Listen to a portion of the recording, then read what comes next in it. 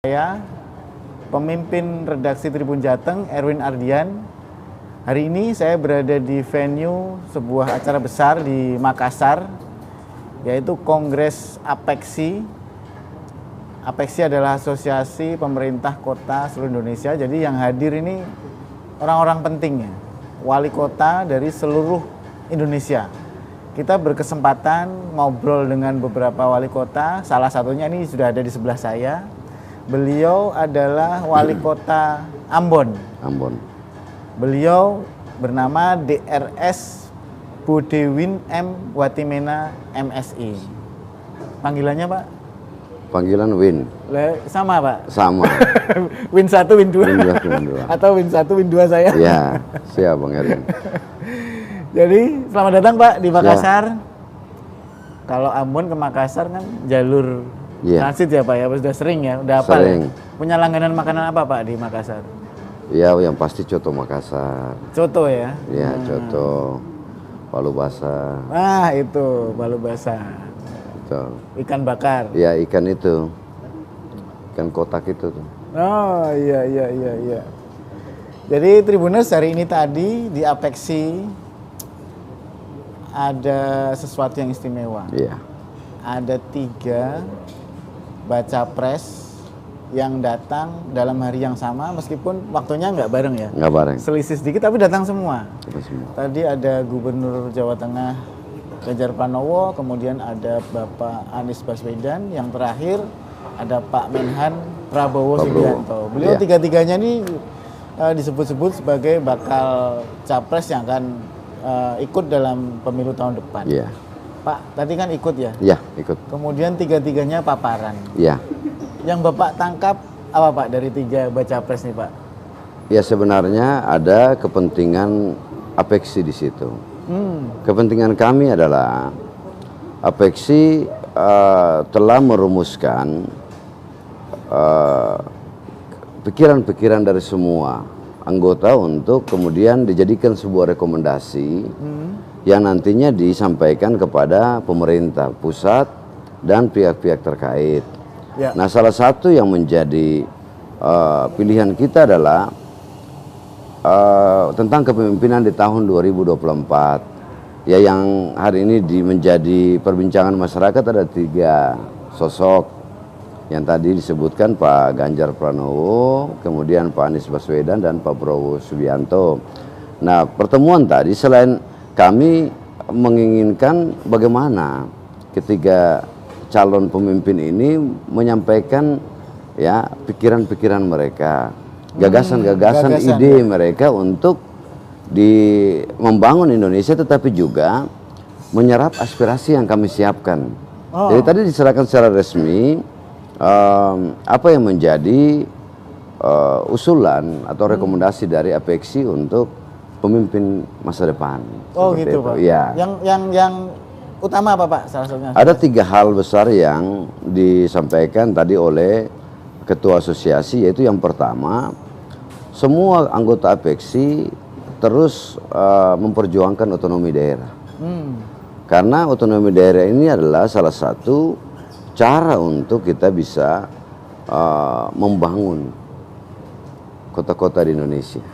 Ya, dengan pelimpahan kewenangan yang diberikan oleh pemerintah pusat kepada daerah, termasuk kota yang ada di Indonesia, maka itu harus terus dipertahankan.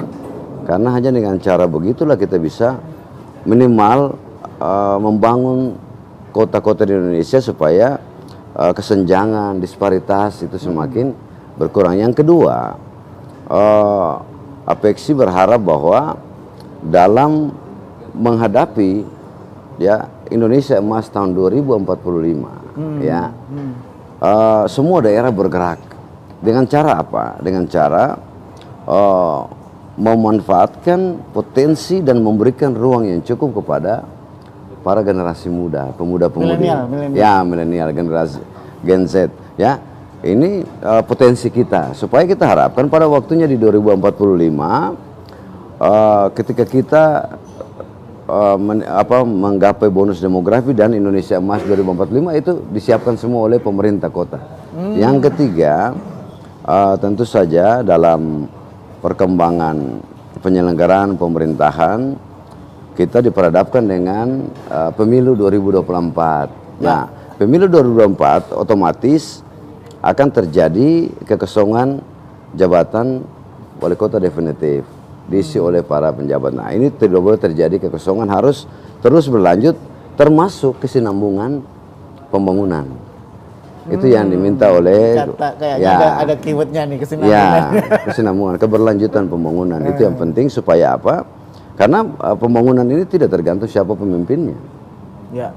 Tetapi lewat perencanaan yang baik lalu terus berkelanjutan. Nah, seperti itu. Karena hampir semua nanti jadi diganti oleh penjabat di tahun 2024 nanti. Sebagian besar ya? Sebagian besar. Di September, Oktober, Desember ini udah hampir. Bahkan menurut Ketua APEXI hanya tinggal 9 wali kota definitif di tahun 2024. Di seluruh Indonesia? Seluruh Indonesia. Yang sampai 2024? Ya. Bapak termasuk? Ya, saya kan penjabat. Iya. Gitu. Kalau penjabat setahun ya Pak ya? Setahun. Nah, saya kan kemarin setahun sudah diperpanjang lagi nih, setahun lagi. Periode kedua Pak? Ya, kedua. Iya. Jadi Tribuners itu tadi ya, Pak Win udah cerita mengenai apa yang disampaikan APEXI pada 3 bakal calon pemimpin Indonesia masa depan. Iya. Itu kan yang disampaikan. Iya. Kalau yang mereka sampaikan nih ada yang menarik nggak Pak dari 3? Saya rasa ini 3 tokoh nasional yang luar biasa. Semua memiliki pengalaman. Yeah. Pak Ganjar ya, selain dulu DPR RI, DPRD dulu, DPR RI, kemudian gubernur Jawa Tengah 2 periode. Pak Anies juga mantan menteri, kemudian mantan gubernur DKI Jakarta, Pak Prabowo juga menteri kan.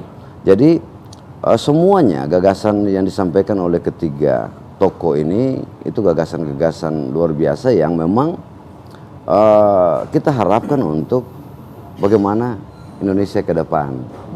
Tentu Indonesia ke depan termasuk kami yang ada di daerah kan. Termasuk jadi, di Ambon. Ya, termasuk kami di Ambon. Kebijakan-kebijakan yang memihak kepada masyarakat. Teristimewa upaya untuk itu tadi menghilangkan disparitas antar daerah. Karena ada apanya kesenjangan antara barat, tengah dan timur. Kan gitu.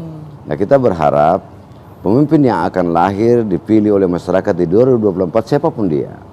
Karena ini 3 orangnya bagus semua nih. Bagus semua Pak. Kalau milih, suruh milih satu. Pasti saya pasti memilih, tapi nggak bisa saya sebutkan. Tapi yang pasti kita belajar dari mereka. Bagaimana cara mereka menyampaikan ide, gagasan untuk membawa Indonesia ke depan ini luar biasa. Masing-masing punya keunggulan. Masing-masing punya sendiri-sendiri. Yang luar biasa dari ketiga ini cara mereka memandang suatu masalah itu yang luar biasa. Saya senang karena kita diberikan pelajaran berharga bahwa memandang masalah itu harus komprehensif. Ya, tiga-tiganya luar biasa. Gagasan apa Pak yang paling menarik buat Bapak nih dari 3? Tadi kan masing-masing ada Mas Ganjar, Mas Anies, Pak Prabowo. Yang paling kena itu, oh ini oke nih. Saya rasa 3-tiganya sangat baik. Kalau Pak Ganjar menurut saya, beliau memang tokoh yang lahir merayat luar biasa. Karena itu semua diajak untuk bekerja bersama.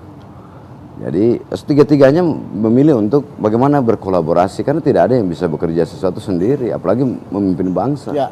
Harus butuh kolaborasi, sinergitas dari seluruh elemen bangsa.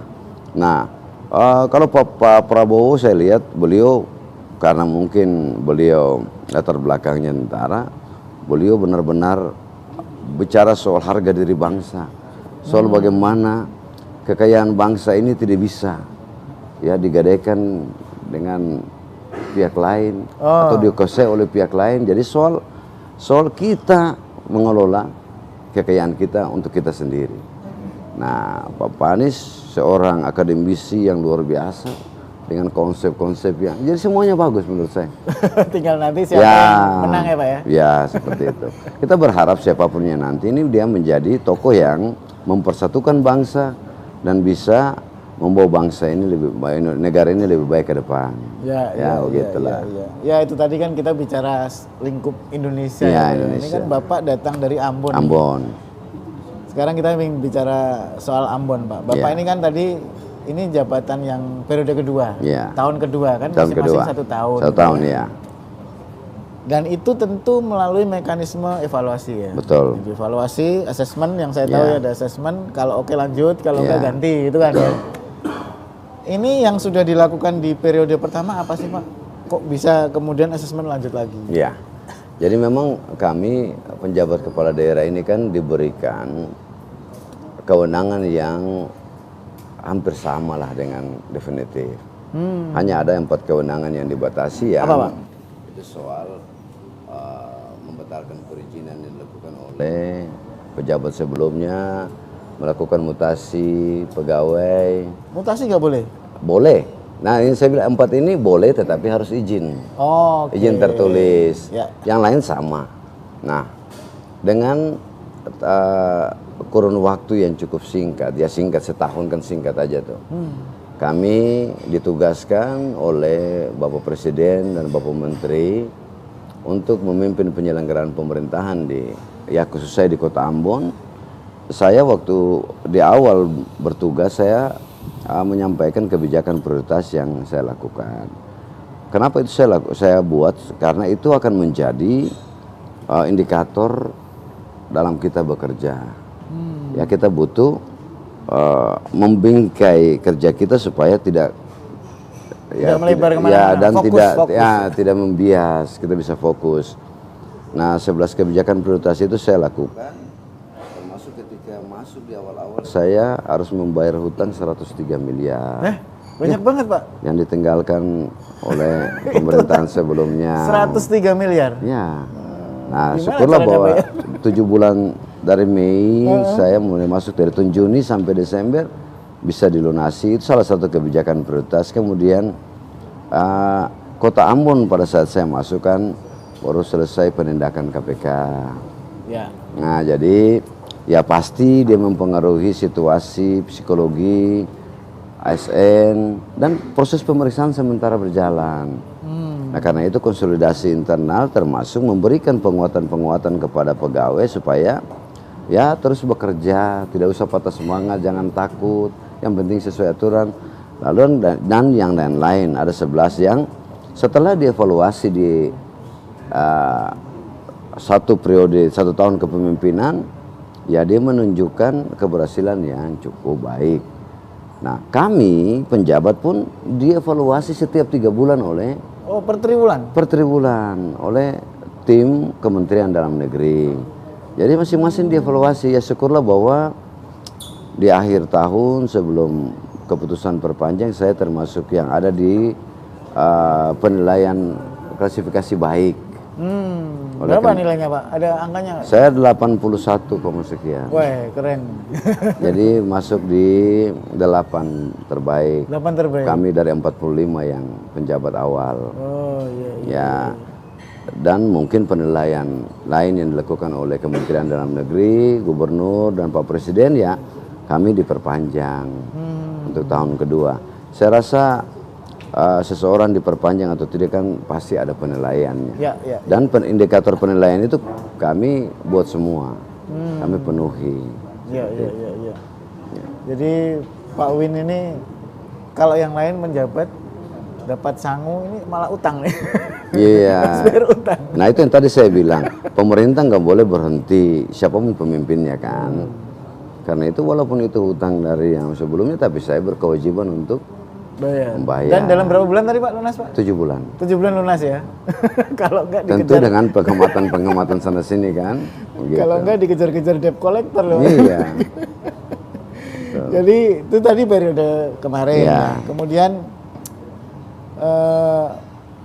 setelah periode pertama berjalan, yang namanya orang bekerja itu kan tidak semuanya sempurna. Betul. Pasti ada PR-PR yang masih tertinggal. Apa kira-kira Pak yang harus dikejar nih? Ada beberapa persoalan atau permasalahan di periode pertama yang sudah kami lakukan tetapi menurut saya belum maksimal. Ya, misalnya hari ini di Kota Ambon soal permasalahan sampah, ya memang sudah berusaha untuk kami minimalisir, tetapi belum maksimal. Ya kami terbatas dengan banyak hal, termasuk sarana prasarana pendukung, tapi tidak menjadi masalah. Itu terus kami lakukan. Nah, 11 kebijakan prioritas di awal, di 1 tahun awal itu sebagian kan sudah, misalnya bayar hutang lunas kan hilang dia, kan nggak mungkin saya bikin ya udah lega. Ada beberapa yang sudah selesai, yang progresnya sudah luar biasa. Nah, di tahun kedua bulan Mei kemarin saya meramu dalam 5 kebijakan prioritas saja. Apa Pak? Yang pertama itu terkait dengan banyak persoalan di tingkat desa, negeri, kelurahan yang harus kita perbaiki. Misalnya soal libatkan mereka dalam persoalan stunting, Ya. soal kemiskinan ekstrim, soal upaya pengenangan inflasi, ya soal yang lain yang mesti ramu secara baik supaya semua mengerti tugas dan tanggung jawab, termasuk pemanfaatan dana desa, Ya. ya tata kelolanya juga. Nah itu jadi kebijakan prioritas saya yang pertama adalah mengkonsolidasikan pemerintahan desa, negeri, kelurahan untuk ya melaksanakan tugas dan tanggung jawab, termasuk pelimpahan kewenangan pengolahan sampah ke desa, negeri, kelurahan. Satu. Yang kedua, kemarin upaya untuk menata manajemen pengelolaan keuangan aset daerah, peningkatan PAD, ya itu terus kita lakukan, ya itu tidak bisa berhenti. Itu hal yang harus terus dilakukan.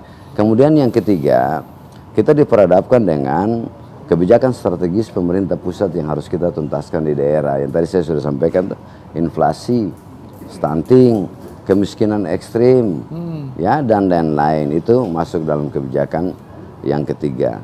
Kemudian yang keempat, kita berupaya untuk mensinkronkan seluruh program kebijakan pemerintah kota dengan provinsi dan Nah ini yang kadang susah Pak. pusat. Kadang Ya susah, kadang nggak sinkron nih. Ya. Apa Pak kiat-kiatnya? Saya rasa kalau bagi saya bukan soal siapa yang bekerja, siapa yang melaksanakan kegiatan itu. Bagi saya manfaatnya yang saya ingin dapatkan. Karena itu tidak boleh pemerintah dengan pemerintah ini ada nggak boleh. Ya. Rakyat yang jadi korban. Iya. Yang terakhir saya ada dengan tugas yang utama adalah memfasilitasi penyelenggaraan pemilihan umum dan pemilu kada tahun 2024. Yaitu salah satu tugas utama penjabat kepala daerah. Tahun depan ya. Ya. Sukses enggaknya kan? Ya tergantung apa yang kita buat kan gitu. Jadi itu ya Pak ya, mumpung tadi disinggung Pak, sesuai dengan tema kita kali ini kan koordinasi, konsolidasi dari pemerintah desa, negeri dan kelurahan terkait dengan ini sebenarnya program di semua daerah Pak. Semua daerah. Mengenai stunting dan kemiskinan.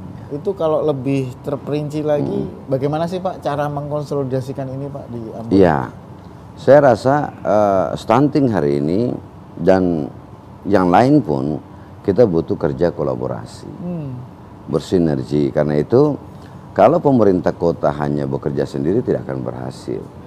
Karena kita butuh dukungan dari seluruh pemangku kepentingan yang berkaitan dengan itu. Nah, stunting ini kan kita bicara soal gagal tumbuh.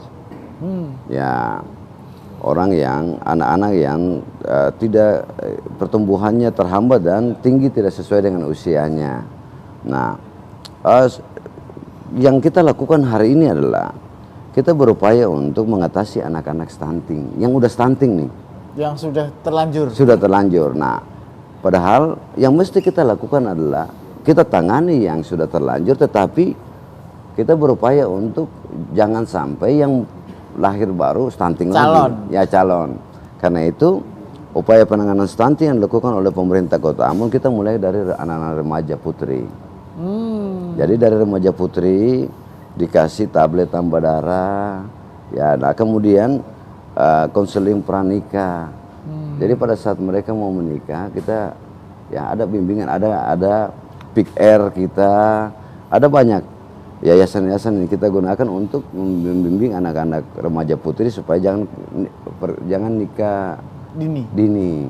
Karena itu berpengaruh Ya, besar ya. stunting. Kemudian nanti kalau sudah menikah, terjadi proses kehamilan, didampingi, dikasih susu, makanan tambahan untuk ibu hamil, supaya pada saat melahirkan anaknya tidak stunting, ya sehat. Nah, bahkan kami sampai pada mewajibkan seluruh pimpinan OPD lingkup pemerintah Kota Ambon untuk menjadi orang tua asuh stunting. Jadi kami menyumbang setiap bulan, ya 150.000 kami sumbang untuk dari anggaran pemerintah ya? Anggaran kami pribadi. Oh gitu? Dari gaji kami. Oh gitu Pak? Iya. Berapa orang? Banyak Pak? Banyak. Jadi yang eselon 2, kalau saya 150.000, kemudian 100, kemudian 50 eselon 4. Setiap bulan kami sumbang untuk membeli makanan tambahan untuk penderita stunting.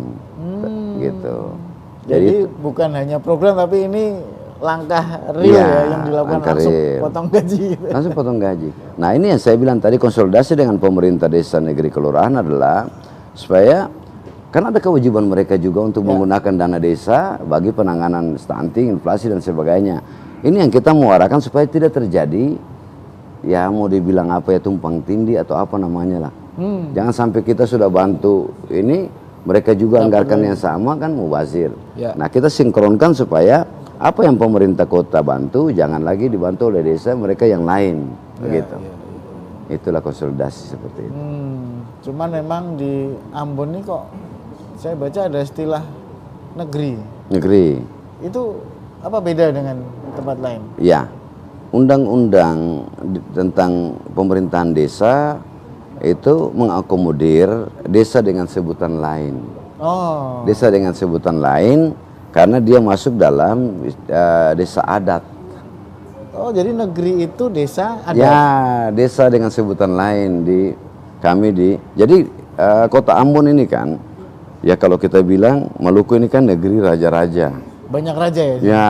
Raja kecil-kecil gitu ya? Ya, jadi ada raja-raja. Nah, itu tidak bisa disamakan dengan kelurahan atau desa. Karena mereka punya peranata adat. Peraturannya beda-beda? Beda, mereka cara melantiknya juga harus dengan dengan adat istiadat kan. Luar gitu. Biasa ya, kaya berarti budaya. Iya, jadi masing-masing negeri dengan cirinya sendiri-sendiri. Nah kita harus memelihara lokal wisdom itu. Kearifan lokal. Kearifan lokal nggak boleh kita hilangin. Nah karena itu di Kota Ambon ada 3, ada kelurahan, kami punya 50, 20 kelurahan, 30 desa negeri, desa dan negeri. Padahal ini sama-sama desa sih, cuma sebutannya negeri. Karena mereka itu proses tidak seperti kepala desa pemilihan, terus siapa menang dilantik jadi kepala desa, ini enggak. Lewat proses adat. Jadi ada yang memang udah turunannya gitu loh. Ya, seperti kerajaan, iya. Misalnya seperti ini bapaknya, ya, nanti besok anaknya. Gitu. Jadi tidak bisa kita bawa dalam aturan pemerintahan, tetapi dia menjadi raja adat, tetapi dia juga kepala pemerintahan. Kepala pemerintahan itu mekanismenya mekanisme pemerintahan. Nah ini kan menarik ya Pak ya, karena ini kombinasi antara budaya dengan peraturan pemerintah. Iya betul. Dalam hal ini Pemkot Ambon, ini gimana Pak soal legalitas kepemimpinan nih? Bapak mengaturnya gimana ini? Ya, saya rasa misalnya soal lamanya memimpin sama. 5 tahun? Dengan kepala desa, 8. Ya? Oh 8 ya? 8 tahun. 6 tahun, sorry 6 tahun. Nah tapi kita punya peraturan daerah. Peraturan daerah yang mengatur tentang ya penetapan negeri, kemudian tata cara pemilihan, tata cara pengukuhan raja, semua ada. Termasuk penetapan mata rumah perintah. Mata rumah perintah itu maksudnya siapa yang berhak memimpin. Unik juga ya. Iya. Nah, itu yang kemudian proses yang sesuai dengan hukum adat mereka. Masing-masing punya ini sendiri. Kalau gaji gitu ya ada dari pemerintah Pak? Tetap dari pemerintah sama. Sama dengan desa, kepala desa? Sama. Jadi begini, dia ada dua fungsi. Hmm. Kalau raja ini dua fungsi dia. Satu fungsi dia sebagai raja adat. Ya. Dia itu pemangku adat di wilayahnya. Sementara dalam status sebagai pemerintahan dia adalah kepala pemerintah negeri, atau setara dengan kepala desa. Sama sebenarnya, cuma Oke. Ya. jadi diberi gaji sama fasilitasnya dengan kepala desa. Tapi kalau kepala desa dia nggak bisa hadir dalam acara-acara adat yang dia sebagai kepalanya. Kalau raja boleh, karena dia kepala adat di situ. Iya. Tapi Seperti di Sumatera Barat, Nagari apa tuh? Kan desa juga tuh, Ya. tapi disebut Nagari. Ada Nini Mama. Iya. Sama seperti ya. Di Ambon ya. sama seperti itu. Iya. Nah, gitu. Jadi Tribuners itu tadi potret kekayaan budaya Indonesia ya. Di Ambon itu ada desa yang dipimpin oleh raja. Yang namanya Negeri. Jadi unik ini karena ini seperti raja pada umumnya ya. Jadi nanti kalau kepala desanya bapaknya, berikutnya anaknya lagi. Tapi punya dua fungsi. Yang satu fungsi sebagai raja, yang satu kepala pemerintahan desa. Sebagai raja fungsi adat dia. Fungsi adat seperti kerajaan-kerajaan begitulah. Gitu. Dan itu banyak, Pak. Jadi saya bilang tadi 20 kelurahan, 22 negeri, 8 desa. 22. Jadi ada 22 raja ya. Ya, 22 raja di Kota Ambon. Begitu. Tribuners kalau ingin tahu ya bagaimana sih raja-raja kecil ini ya datang ke Ambon lah main-main melihat bagaimana sebuah desa ini diperlakukan mirip-mirip seperti kerajaan zaman dulu ya, Pak ya. Jadi ada rumah adatnya yang disebut Baileo untuk tempat berkumpul raja dan Badan Saniri. Kalau kita BPD-nya disebut Saniri. Kalau di apa itu BPD? Bank? Bukan BPD. Badan Permusyawaratan Desa. Oh, iya. Begitu? Iya. Kan kepala desa, pemerintah desa terdiri dari kepala desa dan Badan Permusyawaratan Desa. Kalau di negeri, raja dan Saniri negeri. Saniri itu diangkat dari kumpulan-kumpulan kecil di satu negeri nih. Ada kumpulan-kumpulan kecil yang disebut dengan SOA, nanti panjang kalau kita ngomong itu. Dan mesti butuh penjelasan. Tapi menarik memang ini. Tapi itulah kearifan lokal kami di Kota Ambon yang harus kami jaga. Ya seperti itu. Iya, tadi sudah disinggung stunting, Pak. Ya. Tapi prioritasnya kan ada lagi soal inflasi dan kemiskinan. Ya. Gimana, Pak, di Ambon penanganannya? Kemiskinan kita pasca Covid kemarin ya angka persentasenya sedikit meningkat. Tetapi yang kita syukuri adalah di tahun 2022 kemiskinan ekstrim di Kota Ambon itu tidak ada, 0. Dari sekitar 1 atau 2% kita jadi 0. Nah, soal inflasi, inflasi di Kota Ambon ini dia sangat fluktuatif. Tahun lalu kami sempat ada di angka 7, year on year ada di angka 7. Tinggi, Pak? Tinggi. Kemudian kami berupaya lalu sudah turun terus. Sampai kemarin di bulan April kami di 4. Lumayan jauh ya? Ya. Dari 7 lompat ke 4. Tapi perlahan-lahan turunnya, nggak sekaligus. Ya. Turun ke 4, bulan Mei kami naik lagi 5,01. Juni naik 1 digit, Pak. 6,1. Naik lagi nih. Naik lagi, tertinggi se-Indonesia. Nah, kami dalam tanggung jawab untuk menekan laju inflasi kami lakukan semua cara. Semua arahan dari Bapak Presiden, Bapak Menteri Dalam Negeri kami lakukan. Ya. Semua sudah kami lakukan. Yang memicu inflasi di Kota Ambon adalah analisa dari faktor administrasi price, ya, kebijakan pemerintah. Contoh, ya inilah, jangan nggak usah contoh deh. Ini pemicu inflasi di bulan Juni. Yang pertama bensin. Yang kedua yang kedua beras. Oh iya, itu kebutuhan pokok, Pak. Yang ketiga rokok kretek. Rokok? Ya. Yang keempat rokok filter. Yang kelima ini minyak tanah. Itu semuanya kendali harga sebenarnya dari pemerintah ya, Pak? Ya. Rokok kemarin memang habis naik harganya kan, karena pajaknya naik. Jadi kalau yang barang-barang kebutuhan masyarakat yang fluktuatif seperti yang disebut volatile food, itu kami kendalikan. Jadi harga misalnya harga telur, harga bawang merah, harga yang lain itu terkendali. Bisa diintervensi lah bisa. Tapi kalau nurunin harga bensin kan nggak bisa. Tiket pesawat kan nggak bisa. Tapi kami juga tidak tinggal diam. Kami sudah berkoordinasi dengan maskapai penerbangan. Kami koordinasi dengan Bulog ya untuk menambah suplai stok beras. Kemudian untuk dengan pihak maskapai itu kami minta supaya diperbanyak tiket-tiket promo. Ya biar ada. Mau Pak maskapainya? Mau. Garuda sudah. Sudah di seminggu ini tiket promo terus. Oh iya? Ya. Waduh harus ke Ambon nih kalau ngomong tiket murah nih. Sebenarnya kami tidak punya kewenangan untuk itu, tapi berkoordinasi. Dinego lah ya Pak ya? Ya, meminta ya kesediaan mereka untuk membantu lah. Seperti itu. Jadi inflasi terus kami yang bisa kami lakukan pasti kami lakukan. Bahkan di tahun 2022 di 4 bulan terakhir kami subsidi, kami berikan BLT kepada tukang ojek dan seluruh nelayan. Semacam insentif? Ya, karena kenaikan BBM di bulan September itu. Iya.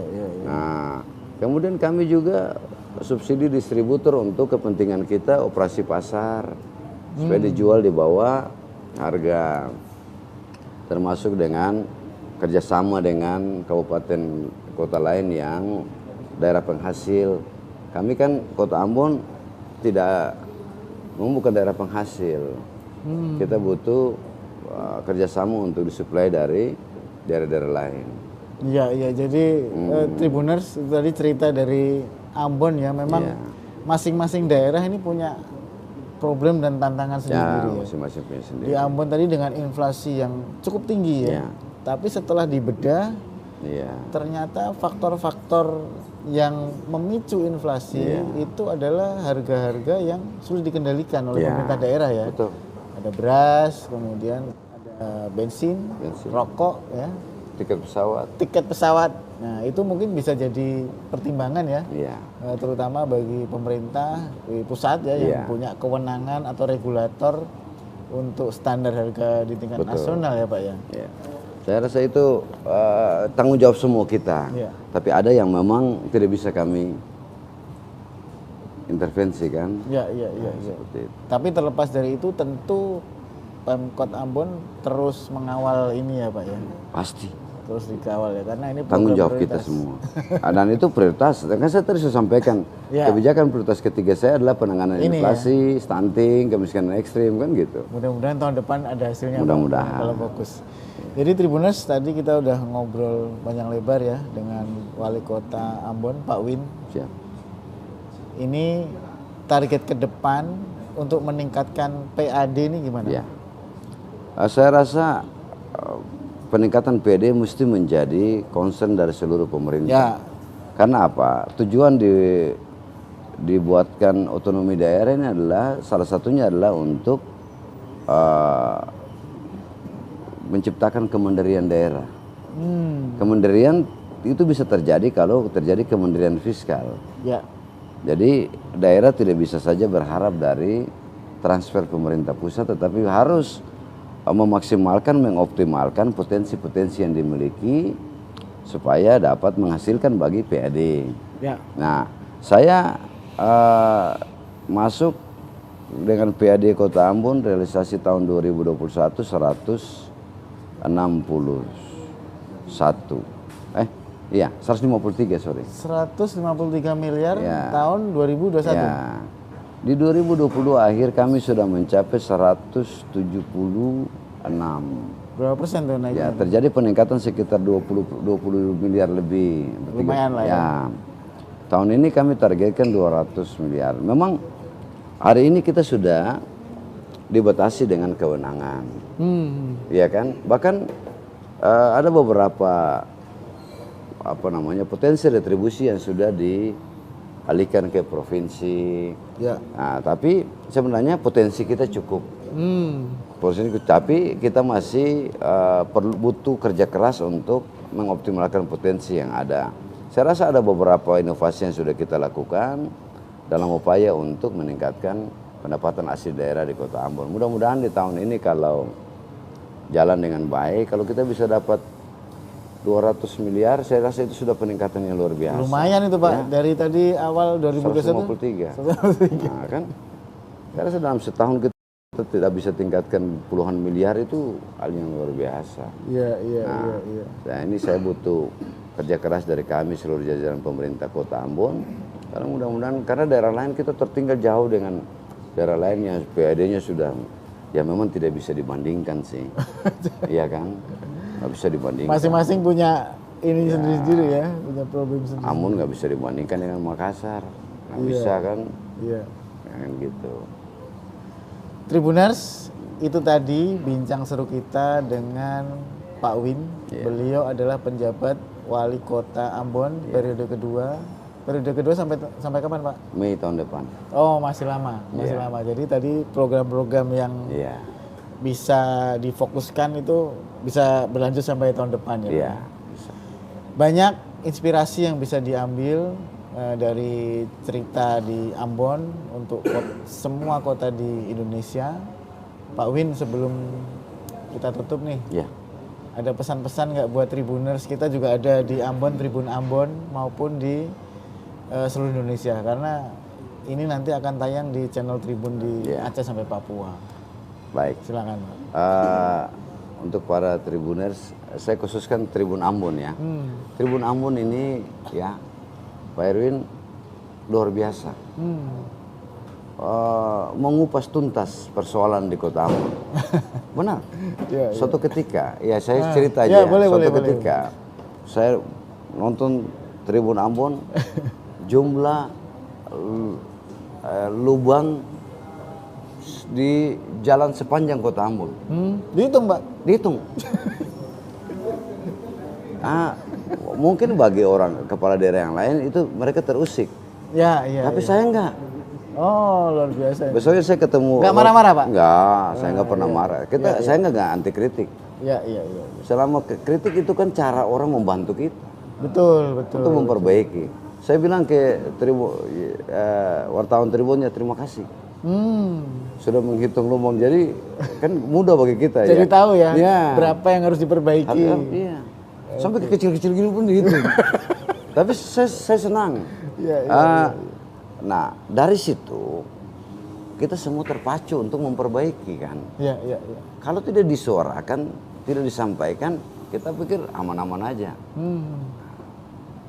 Jadi yang menjadi kewenangan kota kita segera perbaiki, yang menjadi kewenangan pusat, provinsi kita surati lalu diperbaiki. Sesuai peran masing-masing. Dan itu hasil dari kerja Tribun. Nah, hubungan dengan Tribun luar biasa dan objektif, saya akui. Tribun ini sangat objektif, menyuarakan. Ya, kita butuh seperti itu. Nah, mudah-mudahan apapun yang dilakukan oleh Tribun bisa membantu kami pemerintah kota untuk terus memperbaiki lah. Kita nggak sempurna. Butuh masukan, kan gitu. Oke. Terima kasih sekali lagi Pak Win. Tribuners, tadi ngobrol seru kita dengan Wali Kota Ambon, penjabat Wali Kota Ambon, Pak Wins.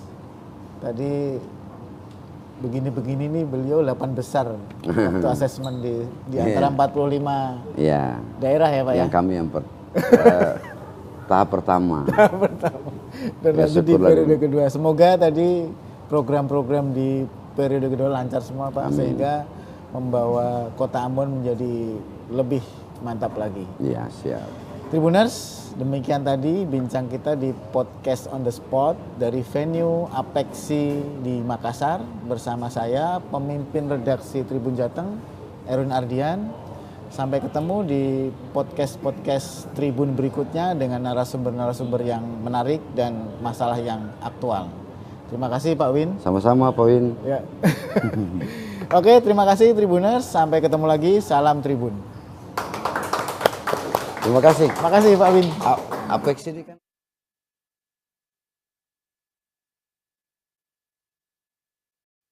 redaksi Tribun Jateng, Erwin Ardian.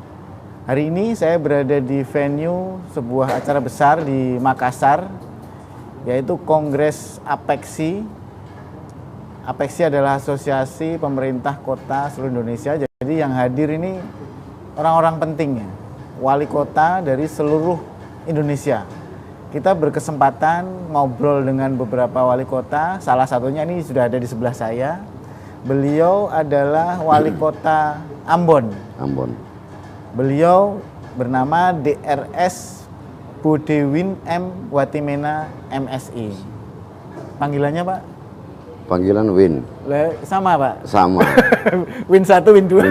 Win 2. Atau Win 1, Win 2 saya? Ya, siap Bang Erwin. Jadi selamat datang Pak di Makassar. Ya. Kalau Ambon ke Makassar kan jalur transit ya Pak ya, sudah sering ya, udah apa? Sering. Punya langganan makanan apa Pak di Makassar? Ya, yang pasti coto Makassar. Coto ya? Ya, coto. Palu basah. Nah, itu palu basah. Betul. Ikan bakar. Ya, ikan itu. Ikan kotak itu tuh. Oh, iya. Jadi Tribuners hari ini tadi di Apeksi ada sesuatu yang istimewa. Iya. Ada 3 baca pres yang datang dalam hari yang sama, meskipun waktunya nggak bareng ya. Nggak bareng. Selisih sedikit tapi datang semua. Semua. Tadi ada Gubernur Jawa Tengah Ganjar Pranowo, kemudian ada Bapak Anies Baswedan, yang terakhir ada Pak Menhan Prabowo Subianto. Beliau tiga-tiganya ini disebut-sebut sebagai bakal capres yang akan ikut dalam pemilu tahun depan. Iya. Pak, tadi kan ikut ya? Iya, ikut. Kemudian tiga-tiganya paparan. Iya. Yang Bapak tangkap apa Pak dari 3 baca pres nih Pak? Ya, sebenarnya ada kepentingan Apeksi di situ. Kepentingan kami adalah Apeksi telah merumuskan pikiran-pikiran dari semua anggota untuk kemudian dijadikan sebuah rekomendasi yang nantinya disampaikan kepada pemerintah pusat dan pihak-pihak terkait. Ya. Nah, salah satu yang menjadi pilihan kita adalah tentang kepemimpinan di tahun 2024. Ya, yang hari ini menjadi perbincangan masyarakat ada 3 sosok yang tadi disebutkan Pak Ganjar Pranowo, kemudian Pak Anies Baswedan dan Pak Prabowo Subianto. Nah, pertemuan tadi selain kami menginginkan bagaimana ketiga calon pemimpin ini menyampaikan ya pikiran-pikiran mereka, gagasan-gagasan ide mereka untuk membangun Indonesia, tetapi juga menyerap aspirasi yang kami siapkan. Jadi tadi diserahkan secara resmi apa yang menjadi usulan atau rekomendasi dari Apeksi untuk pemimpin masa depan. Oh gitu Pak. Ya. Yang utama apa Pak? Salah satunya. Ada 3 hal besar yang disampaikan tadi oleh Ketua Asosiasi, yaitu yang pertama, semua anggota Apeksi terus memperjuangkan otonomi daerah. Karena otonomi daerah ini adalah salah satu cara untuk kita bisa membangun kota-kota di Indonesia. Ya, dengan pelimpahan kewenangan yang diberikan oleh pemerintah pusat kepada daerah, termasuk kota yang ada di Indonesia, maka itu harus terus dipertahankan. Karena hanya dengan cara begitulah kita bisa minimal membangun kota-kota di Indonesia supaya kesenjangan, disparitas itu semakin berkurang. Yang kedua, Apeksi berharap bahwa dalam menghadapi ya Indonesia Emas tahun 2045 ya semua daerah bergerak dengan cara apa? Dengan cara memanfaatkan potensi dan memberikan ruang yang cukup kepada para generasi muda, pemuda-pemudi, milenial, generasi Gen Z, ya. Ini potensi kita, supaya kita harapkan pada waktunya di 2045 ketika kita menggapai bonus demografi dan Indonesia Emas 2045 itu disiapkan semua oleh pemerintah kota. Yang ketiga, tentu saja dalam perkembangan penyelenggaraan pemerintahan kita diperhadapkan dengan pemilu 2024. Nah, pemilu 2024 otomatis akan terjadi kekosongan jabatan wali kota definitif diisi oleh para penjabat. Nah, ini tidak boleh terjadi kekosongan, harus terus berlanjut, termasuk kesinambungan pembangunan. Itu yang diminta oleh kayaknya ada keywordnya nih, kesinambungan. Ya, kesinambungan, keberlanjutan pembangunan. Itu yang penting supaya apa? Karena pembangunan ini tidak tergantung siapa pemimpinnya. Ya. Tetapi lewat perencanaan yang baik lalu terus berkelanjutan. Nah, seperti itu. Karena hampir semua nanti jadi diganti oleh penjabat di tahun 2024 nanti. Sebagian besar ya? Sebagian besar. Di September, Oktober, Desember ini udah hampir. Bahkan menurut Ketua APEXI hanya tinggal 9 wali kota definitif di tahun 2024. Di seluruh Indonesia? Seluruh Indonesia. Yang sampai 2024? Ya. Bapak termasuk? Ya, saya kan penjabat. Iya. Gitu. Kalau penjabat setahun ya Pak ya? Setahun. Nah, saya kan kemarin setahun sudah diperpanjang lagi nih, setahun lagi. Periode kedua Pak? Ya, kedua. Iya. Jadi Tribuners itu tadi ya, Pak Win udah cerita mengenai apa yang disampaikan APEXI pada 3 bakal calon pemimpin Indonesia masa depan. Iya. Itu kan yang disampaikan. Iya. Kalau yang mereka sampaikan nih ada yang menarik nggak Pak dari 3? Saya rasa ini 3 tokoh nasional yang luar biasa. Semua memiliki pengalaman. Yeah. Pak Ganjar ya, selain dulu DPR RI, DPRD dulu, DPR RI, kemudian gubernur Jawa Tengah 2 periode. Pak Anies juga mantan menteri, kemudian mantan gubernur DKI Jakarta, Pak Prabowo juga menteri kan. Jadi semuanya gagasan yang disampaikan oleh ketiga tokoh ini itu gagasan-gagasan luar biasa yang memang kita harapkan untuk bagaimana Indonesia ke depan. Tentu Indonesia ke depan termasuk kami yang ada di daerah kan. Termasuk jadi, di Ambon. Ya, termasuk kami di Ambon. Kebijakan-kebijakan yang memihak kepada masyarakat, teristimewa upaya untuk itu tadi menghilangkan disparitas antar daerah, karena ada apanya kesenjangan antara barat, tengah dan timur kan gitu. Nah, kita berharap pemimpin yang akan lahir dipilih oleh masyarakat di 2024 siapapun dia. Karena ini 3 orangnya bagus semua nih. Bagus semua Pak. Kalau bagus milih, semua. Suruh milih satu. Pasti, saya pasti memilih, tapi nggak bisa saya sebutkan. Tapi yang pasti kita belajar dari mereka. Bagaimana cara mereka menyampaikan ide, gagasan untuk membawa Indonesia ke depan ini luar biasa. Masing-masing punya keunggulan. Masing-masing punya sendiri-sendiri. Yang luar biasa dari ketiga ini cara mereka memandang suatu masalah itu yang luar biasa. Saya senang karena kita diberikan pelajaran berharga bahwa memandang masalah itu harus komprehensif. Ya, tiga-tiganya luar biasa. Gagasan apa Pak yang paling menarik buat Bapak nih dari 3? Tadi kan masing-masing ada Mas Ganjar, Mas Anies, Pak Prabowo. Yang paling kena itu, oh ini oke nih. Saya rasa 3-tiganya sangat baik. Kalau Pak Ganjar menurut saya, beliau memang tokoh yang lahir merayat luar biasa. Karena itu semua diajak untuk bekerja bersama.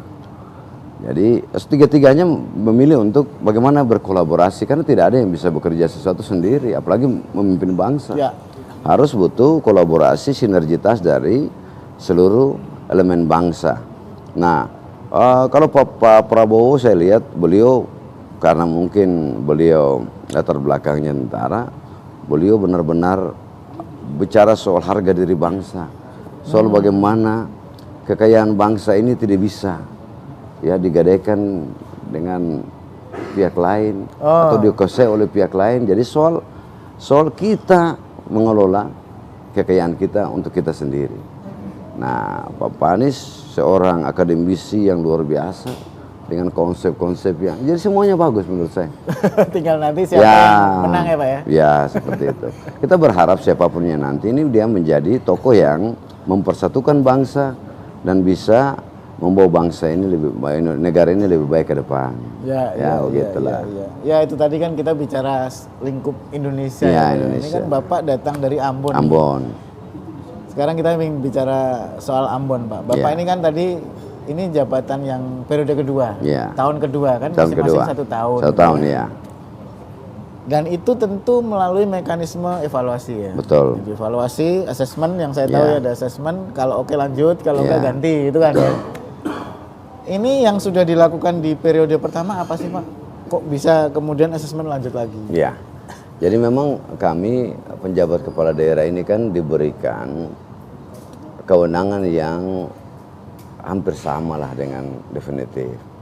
Hanya ada 4 kewenangan yang dibatasi ya. Apa Pak? Itu soal membatalkan perizinan yang dilakukan oleh pejabat sebelumnya, melakukan mutasi pegawai. Mutasi nggak boleh? Boleh. Nah ini saya bilang 4 ini boleh tetapi harus izin. Oh, oke. Izin tertulis. Ya. Yang lain sama. Nah dengan kurun waktu yang cukup singkat, ya singkat, setahun kan singkat aja tuh. Kami ditugaskan oleh Bapak Presiden dan Bapak Menteri untuk memimpin penyelenggaraan pemerintahan ya khusus saya di Kota Ambon. Saya waktu di awal bertugas saya menyampaikan kebijakan prioritas yang saya lakukan. Kenapa itu saya buat? Karena itu akan menjadi indikator dalam kita bekerja. Ya kita butuh membingkai kerja kita supaya tidak melebar kemana-mana. ya dan Fokus. tidak membias, kita bisa fokus. Nah 11 kebijakan prioritas itu saya lakukan, termasuk ketika masuk di awal-awal saya harus membayar hutang 103 miliar. Banyak banget Pak. Yang ditinggalkan oleh pemerintahan sebelumnya. 103 miliar. Ya. Nah, Gimana syukurlah caranya, bahwa Pak, ya? 7 bulan dari Mei saya mulai masuk dari tahun Juni sampai Desember bisa dilunasi. Itu salah satu kebijakan prioritas. Kemudian Kota Ambon pada saat saya masuk kan baru selesai penindakan KPK. Ya. Nah, jadi ya pasti dia mempengaruhi situasi psikologi ASN dan proses pemeriksaan sementara berjalan. Nah karena itu konsolidasi internal termasuk memberikan penguatan-penguatan kepada pegawai supaya ya terus bekerja, tidak usah patah semangat, jangan takut, yang penting sesuai aturan.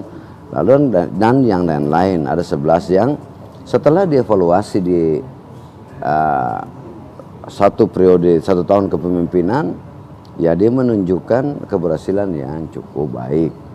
Nah kami penjabat pun dievaluasi setiap 3 bulan oleh Per triwulan? per triwulan oleh tim Kementerian Dalam Negeri.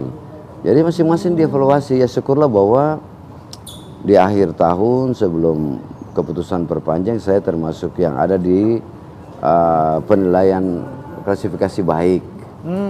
Berapa nilainya Pak? Ada angkanya nggak? Saya 81, sekian. Wah keren.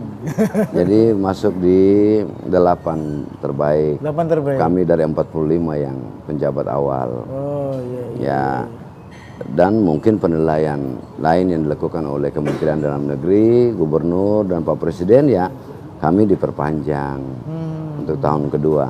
Saya rasa seseorang diperpanjang atau tidak kan pasti ada penilaiannya. Ya, ya. Dan indikator penilaian itu kami buat semua, kami penuhi. Iya. Jadi Pak Win ini kalau yang lain menjabat dapat sangu, ini malah utang nih. Iya. Bayar utang. Nah itu yang tadi saya bilang, pemerintah nggak boleh berhenti, siapapun pemimpinnya kan. Karena itu walaupun itu hutang dari yang sebelumnya, tapi saya berkewajiban untuk membayar. Dan dalam berapa bulan tadi Pak lunas Pak? 7 bulan. 7 bulan lunas ya? Kalau enggak dikejar. Tentu dengan pengamatan-pengamatan sana sini kan. Begitu. Kalau enggak dikejar-kejar debt collector loh. Iya. Jadi itu tadi periode kemarin. Ya. Kemudian setelah periode pertama berjalan, Iya. yang namanya orang bekerja itu kan tidak semuanya sempurna. Betul. Pasti ada PR-PR yang masih Ya. tertinggal. Apa kira-kira Pak yang Nah. harus dikejar nih? Ada beberapa persoalan atau permasalahan di periode pertama yang sudah kami lakukan, tetapi menurut saya belum maksimal. Ya, misalnya hari ini di Kota Ambon soal permasalahan sampah, ya memang sudah berusaha untuk kami minimalisir, tetapi belum maksimal. Ya kami terbatas dengan banyak hal, termasuk sarana prasarana pendukung, tapi tidak menjadi masalah. Itu terus kami lakukan. Nah, 11 kebijakan prioritas di awal, di 1 tahun awal itu sebagian kan sudah, misalnya bayar hutang lunas kan hilang dia, kan nggak mungkin saya bikin ya udah lega. Ada beberapa yang sudah selesai, yang progresnya sudah luar biasa. Nah, di tahun kedua bulan Mei kemarin saya meramu dalam 5 kebijakan prioritas saja. Apa Pak? Yang pertama itu terkait dengan banyak persoalan di tingkat desa, negeri, kelurahan yang harus kita perbaiki. Misalnya soal libatkan mereka dalam persoalan stunting, soal kemiskinan ekstrim, soal upaya pengenangan inflasi, ya soal yang lain yang mesti ramu secara baik supaya semua mengerti tugas dan tanggung jawab, termasuk pemanfaatan dana desa, ya tata kelolanya juga. Nah itu jadi kebijakan prioritas saya yang pertama adalah mengkonsolidasikan pemerintahan desa, negeri, kelurahan untuk ya melaksanakan tugas dan tanggung jawab, termasuk pelimpahan kewenangan pengelolaan sampah ke desa, negeri, kelurahan. Satu. Yang kedua, kemarin upaya untuk menata manajemen pengelolaan keuangan aset daerah, peningkatan PAD, ya itu terus kita lakukan, ya itu tidak bisa berhenti. Itu hal yang harus terus dilakukan. Kemudian yang ketiga, kita diperhadapkan dengan kebijakan strategis pemerintah pusat yang harus kita tuntaskan di daerah. Yang tadi saya sudah sampaikan, inflasi, stunting, kemiskinan ekstrim, ya dan lain-lain itu masuk dalam kebijakan yang ketiga.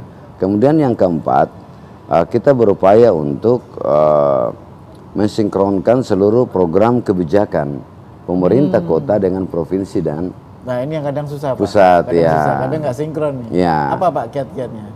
Saya rasa kalau bagi saya bukan soal siapa yang bekerja, siapa yang melaksanakan kegiatan itu. Bagi saya manfaatnya yang saya ingin dapatkan.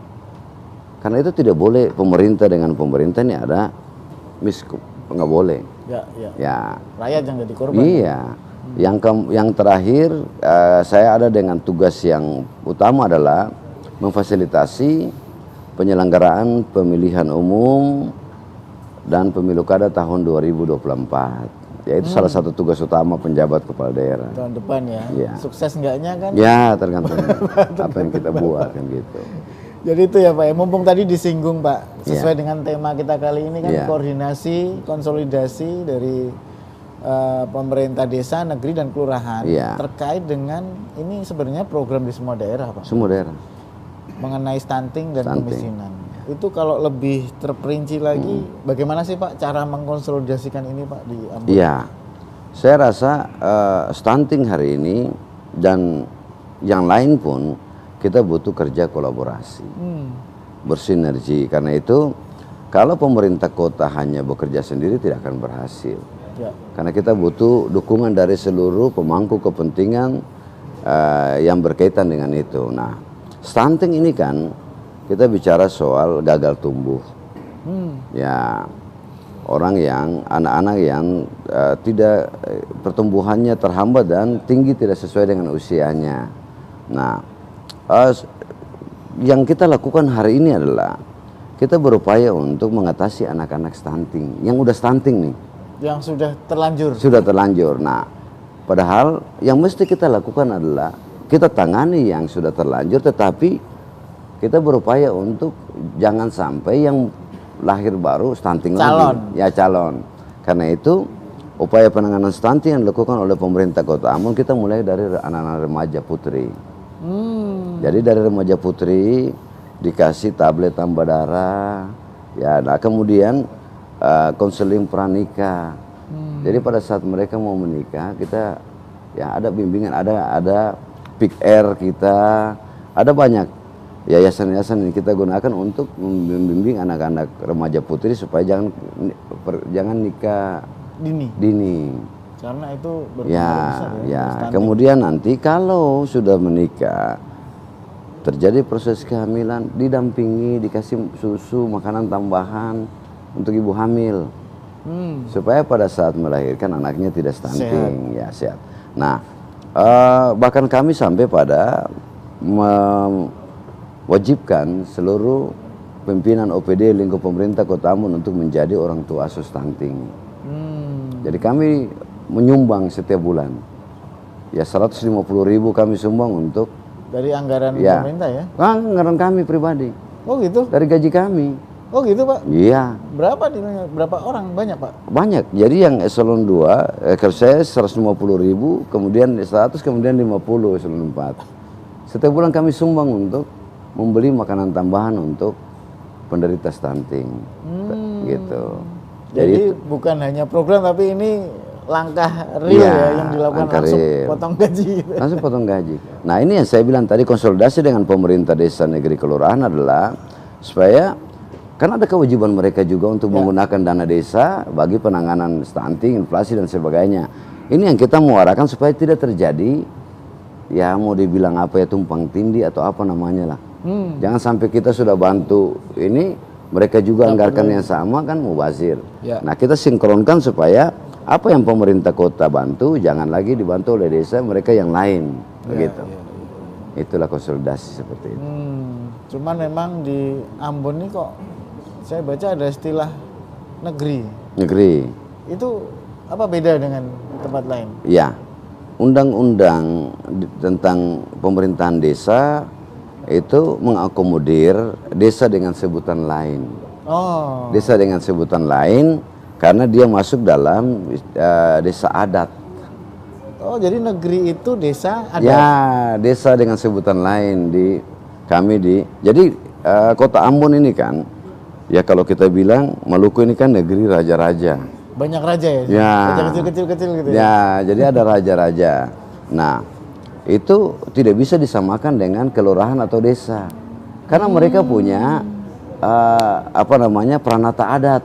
Peraturannya beda-beda. Beda, mereka cara melantiknya juga harus dengan dengan adat istiadat kan. Luar biasa ya, kaya berarti budaya. Iya. Jadi masing-masing negeri dengan cirinya sendiri-sendiri. Nah, kita harus memelihara lokal wisdom itu. Kearifan lokal. Kearifan lokal nggak boleh kita hilangin. Nah, karena itu di Kota Ambon ada 3, ada kelurahan, kami punya 50, 20 kelurahan, 30 desa negeri, desa dan negeri. Padahal ini sama-sama desa sih, cuma sebutannya negeri. Karena mereka itu proses tidak seperti kepala desa pemilihan, terus siapa menang dilantik jadi kepala desa, ini enggak. Lewat proses adat.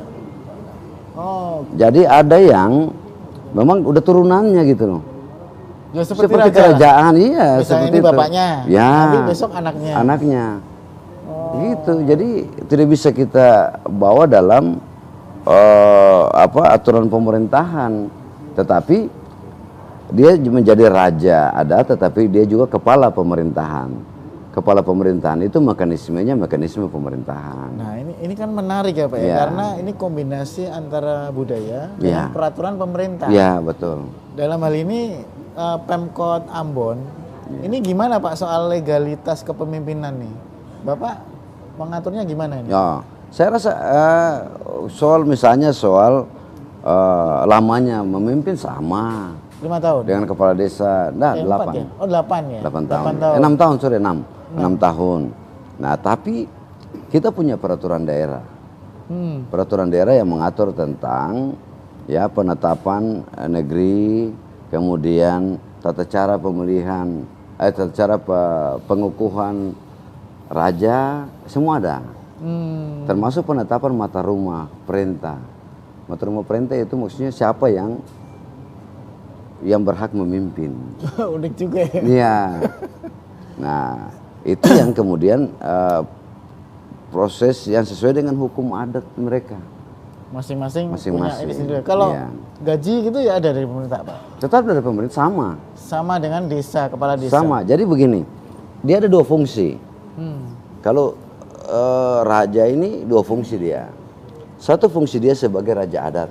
Ya. Dia itu pemangku adat di wilayahnya. Sementara dalam status sebagai pemerintahan dia adalah kepala pemerintah negeri, atau setara dengan kepala desa. Sama sebenarnya, cuma Oke.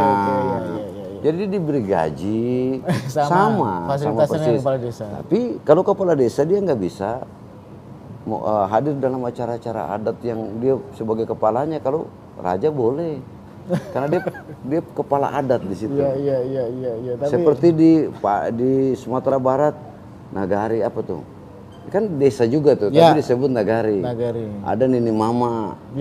Sama seperti sama seperti itu. Iya. Gitu. Jadi Tribuners itu tadi potret kekayaan budaya Indonesia ya. Di Ambon itu ada desa yang dipimpin oleh raja. Yang namanya Negeri. Jadi unik ini karena ini seperti raja pada umumnya ya. Jadi nanti kalau kepala desanya bapaknya, berikutnya anaknya lagi. Tapi punya dua fungsi. Yang satu fungsi sebagai raja, yang satu kepala pemerintahan desa. Sebagai raja fungsi adat dia. Fungsi adat seperti kerajaan-kerajaan begitulah. Gitu. Dan itu banyak, Pak. Jadi saya bilang tadi 20 kelurahan, 22 negeri, 8 desa. 22. Jadi ada 22 raja ya? Ya, 22 raja di Kota Ambon. Gitu. Tribuners kalau ingin tahu ya bagaimana sih raja-raja kecil ini ya datang ke Ambon lah, main-main melihat bagaimana sebuah desa ini diperlakukan mirip-mirip seperti kerajaan zaman dulu ya Pak ya? Jadi ada rumah adatnya yang disebut Baileo untuk tempat berkumpul raja dan Badan Saniri. Kalau kita BPD-nya disebut Saniri. Kalau di apa itu BPD? Bang? Bukan BPD. Badan Pemusyawaratan Desa. Oh, iya. Gitu? Iya. Kan kepala desa, pemerintah desa terdiri dari kepala desa dan Badan Pemusyawaratan Desa. Kalau di negeri, raja dan Saniri negeri. Saniri itu diangkat dari kumpulan-kumpulan kecil di satu negeri nih. Ada kumpulan-kumpulan kecil yang disebut dengan soa. Nanti panjang kalau kita ngomong itu. Dan mesti butuh penjelasan. Tapi menarik memang ini. Tapi itulah kearifan lokal kami di Kota Ambon yang harus kami jaga. Ya seperti itu. Iya. Tadi sudah disinggung stunting, Pak. Ya. Tapi prioritasnya kan ada lagi soal inflasi dan kemiskinan. Ya. Gimana Pak di Ambon penanganannya? Kemiskinan kita pasca Covid kemarin ya angka persentasenya sedikit meningkat. Tetapi yang kita syukuri adalah di tahun 2022 kemiskinan ekstrim di Kota Ambon itu tidak ada, 0. Dari sekitar 1 atau 2% kita jadi 0.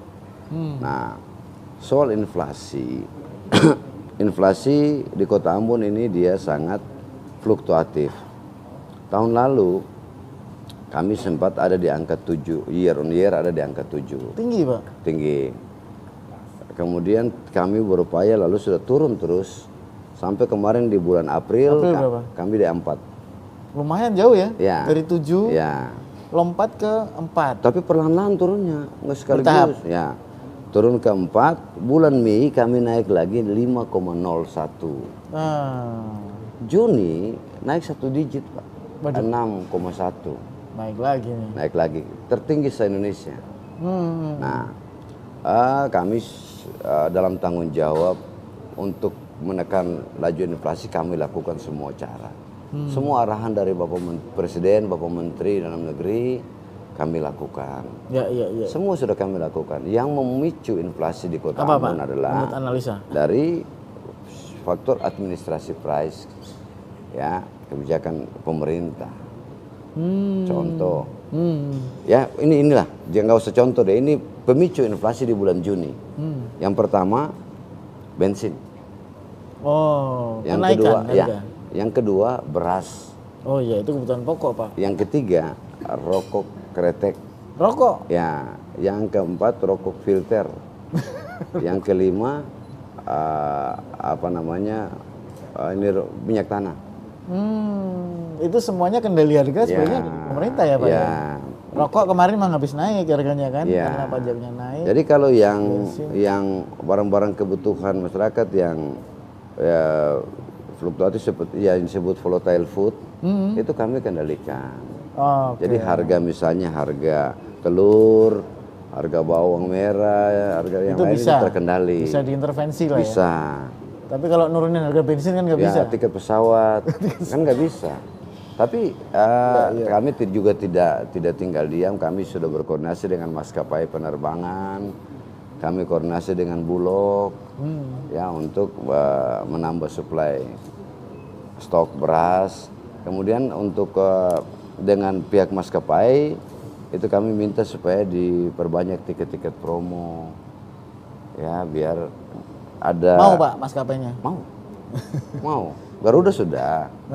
Sudah seminggu ini tiket promo terus. Oh iya? Ya. Waduh harus ke Ambon nih kalau ngomong tiket murah nih. Sebenarnya kami tidak punya kewenangan untuk itu, tapi berkoordinasi. Dinego lah ya Pak ya? Ya, meminta ya kesediaan mereka untuk membantu lah.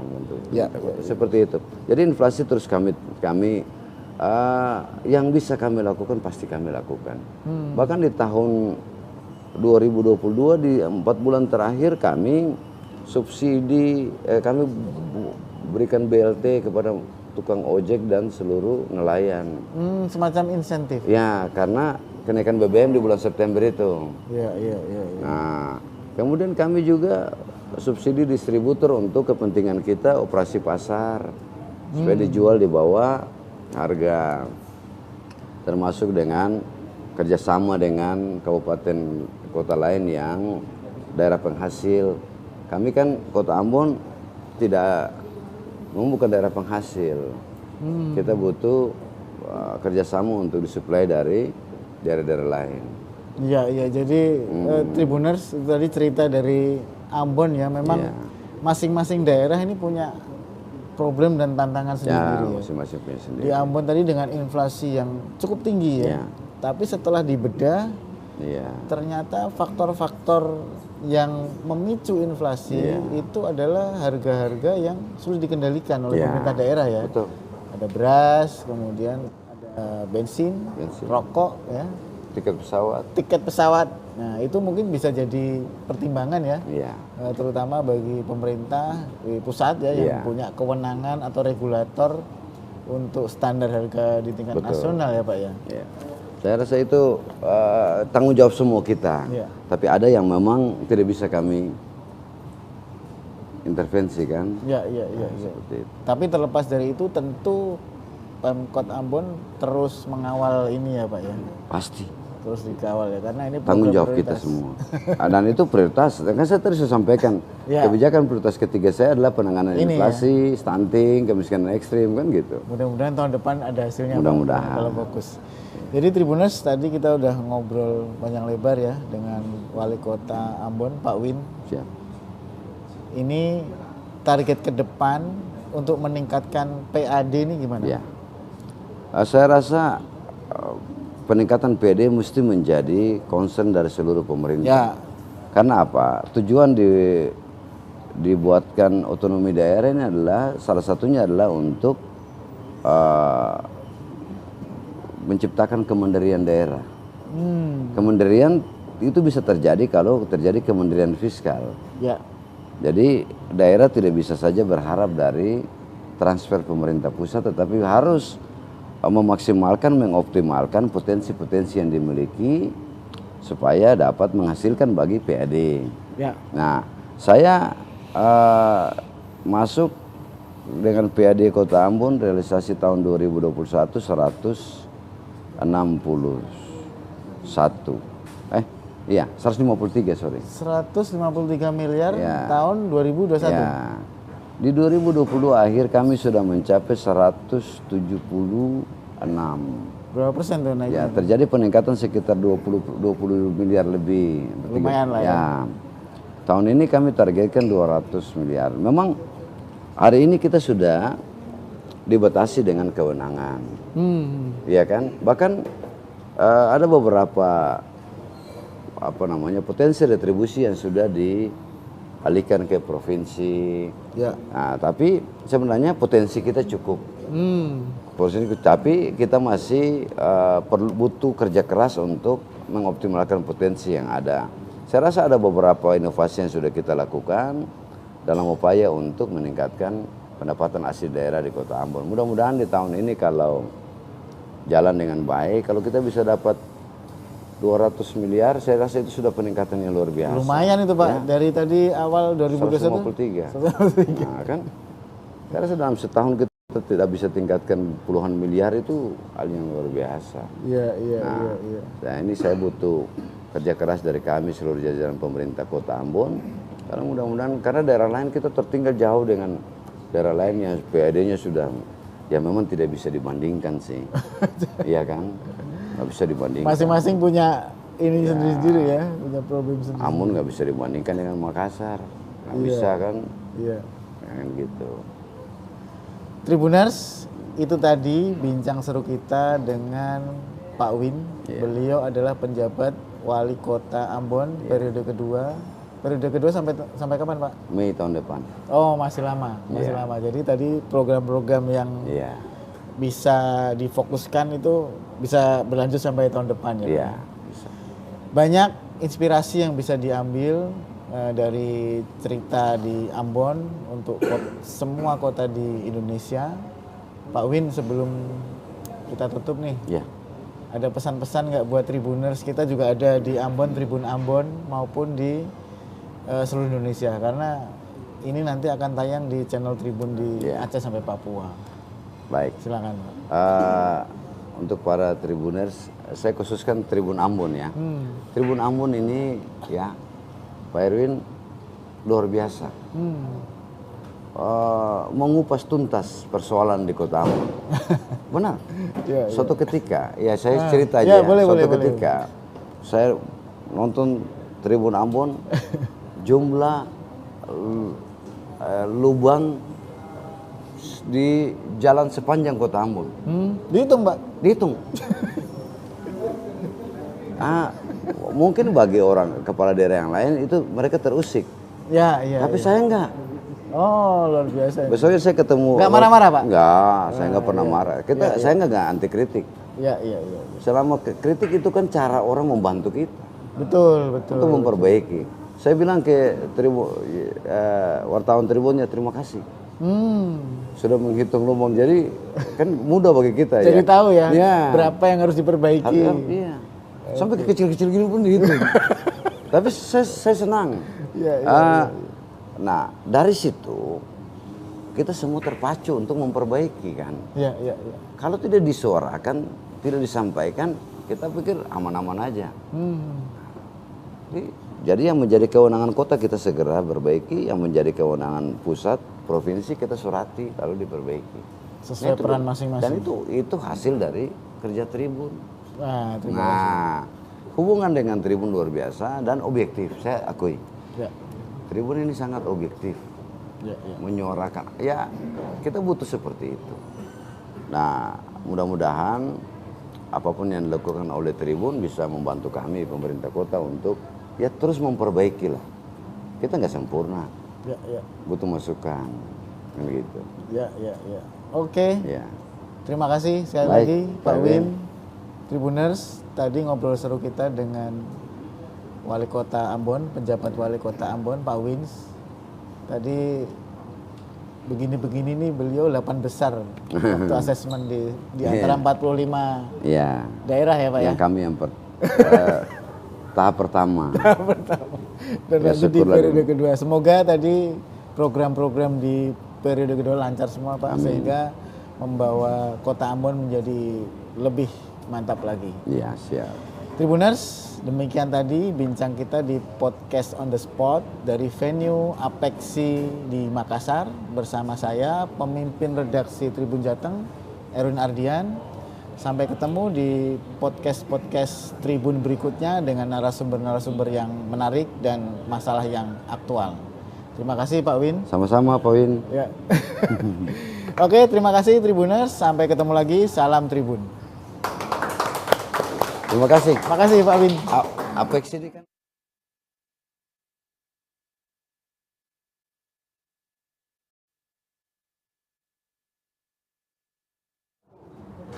Tribuners, bertemu lagi dalam podcast on the spot bersama saya, pemimpin redaksi Tribun Jateng, Erwin Ardian. Hari ini saya berada di venue sebuah acara besar di Makassar, yaitu Kongres Apexi APEXI adalah asosiasi pemerintah kota seluruh Indonesia. Jadi yang hadir ini orang-orang penting ya, wali kota dari seluruh Indonesia. Kita berkesempatan ngobrol dengan beberapa wali kota. Salah satunya ini sudah ada di sebelah saya. Beliau adalah wali kota Ambon. Ambon. Beliau bernama DRS Bodewin M. Watimena MSI. Panggilannya Pak? Panggilan Win. Sama Pak? Sama. Win 1, Win 2. Win 2, Win 2. Atau Win 1, Win 2 saya? Ya, siap Bang Erwin. Jadi selamat datang Pak di Makassar. Ya. Kalau Ambon ke Makassar kan jalur transit ya Pak ya, sudah sering ya, udah apa? Sering. Punya langganan makanan apa Pak di Makassar? Ya, yang pasti coto Makassar. Coto ya? Ya, coto. Palu basah. Nah, itu palu basah. Betul. Ikan bakar. Ya, ikan itu. Ikan kotak itu tuh. Oh, iya. Jadi Tribuners hari ini tadi di APEXI ada sesuatu yang istimewa. Iya. Ada 3 baca pres yang datang dalam hari yang sama, meskipun waktunya nggak bareng ya. Nggak bareng. Selisih sedikit tapi datang semua. Semua. Tadi ada Gubernur Jawa Tengah Ganjar Pranowo, kemudian ada Bapak Anies Baswedan, yang terakhir ada Pak Menhan Prabowo Subianto. Beliau tiga-tiganya ini disebut-sebut sebagai bakal capres yang akan ikut dalam pemilu tahun depan. Iya. Pak, tadi kan ikut ya? Iya, ikut. Kemudian tiga-tiganya paparan. Iya. Yang Bapak tangkap apa Pak dari 3 baca pres nih Pak? Ya, sebenarnya ada kepentingan APEXI di situ. Kepentingan kami adalah APEXI telah merumuskan pikiran-pikiran dari semua anggota untuk kemudian dijadikan sebuah rekomendasi yang nantinya disampaikan kepada pemerintah pusat dan pihak-pihak terkait. Ya. Nah, salah satu yang menjadi pilihan kita adalah tentang kepemimpinan di tahun 2024. Ya, yang hari ini menjadi perbincangan masyarakat ada 3 sosok yang tadi disebutkan Pak Ganjar Pranowo, kemudian Pak Anies Baswedan dan Pak Prabowo Subianto. Nah, pertemuan tadi selain kami menginginkan bagaimana ketiga calon pemimpin ini menyampaikan ya pikiran-pikiran mereka, gagasan-gagasan ide mereka untuk membangun Indonesia, tetapi juga menyerap aspirasi yang kami siapkan. Jadi tadi diserahkan secara resmi apa yang menjadi usulan atau rekomendasi dari APEXI untuk pemimpin masa depan. Oh gitu Pak. Ya. Yang utama apa Pak? Salah satunya. Ada 3 hal besar yang disampaikan tadi oleh Ketua Asosiasi, yaitu yang pertama, semua anggota APEXI terus memperjuangkan otonomi daerah. Karena otonomi daerah ini adalah salah satu cara untuk kita bisa membangun kota-kota di Indonesia. Ya, dengan pelimpahan kewenangan yang diberikan oleh pemerintah pusat kepada daerah, termasuk kota yang ada di Indonesia, maka itu harus terus dipertahankan. Karena hanya dengan cara begitulah kita bisa minimal membangun kota-kota di Indonesia supaya kesenjangan, disparitas itu semakin berkurang. Yang kedua, APEXI berharap bahwa dalam menghadapi ya Indonesia Emas tahun 2045 ya semua daerah bergerak dengan cara apa? Dengan cara memanfaatkan potensi dan memberikan ruang yang cukup kepada para generasi muda, pemuda-pemudi, ya milenial, generasi Gen Z, ya ini potensi kita, supaya kita harapkan pada waktunya di 2045 ketika kita menggapai bonus demografi dan Indonesia Emas 2045 itu disiapkan semua oleh pemerintah kota. Yang ketiga, tentu saja dalam perkembangan penyelenggaraan pemerintahan kita diperhadapkan dengan pemilu 2024. Nah, pemilu 2024 otomatis akan terjadi kekosongan jabatan wali kota definitif. diisi oleh para penjabat. Nah, ini tidak boleh terjadi kekosongan, harus terus berlanjut, termasuk kesinambungan pembangunan. Itu yang diminta oleh kayaknya ada keywordnya nih, kesinambungan. Kesinambungan, keberlanjutan pembangunan. Itu yang penting supaya apa? Karena pembangunan ini tidak tergantung siapa pemimpinnya. Ya. Tetapi lewat perencanaan yang baik lalu terus berkelanjutan. Nah, seperti itu. Karena hampir semua nanti jadi diganti oleh penjabat di tahun 2024 nanti. Sebagian besar ya? Sebagian besar. Di September, Oktober, Desember ini udah hampir. Bahkan menurut Ketua APEXI hanya tinggal 9 wali kota definitif di tahun 2024. Di seluruh Indonesia? Seluruh Indonesia. Yang sampai 2024? Ya. Bapak termasuk? Ya, saya kan penjabat. Iya. Gitu. Kalau penjabat setahun ya Pak ya? Setahun. Nah, saya kan kemarin setahun sudah diperpanjang lagi nih, setahun lagi. Periode kedua Pak? Ya, kedua. Iya. Jadi Tribuners itu tadi ya, Pak Win udah cerita mengenai apa yang disampaikan APEXI pada 3 bakal calon pemimpin Indonesia masa depan. Iya. Itu kan yang disampaikan. Iya. Kalau yang mereka sampaikan nih ada yang menarik nggak Pak dari 3? Saya rasa ini 3 tokoh nasional yang luar biasa. Semua memiliki pengalaman.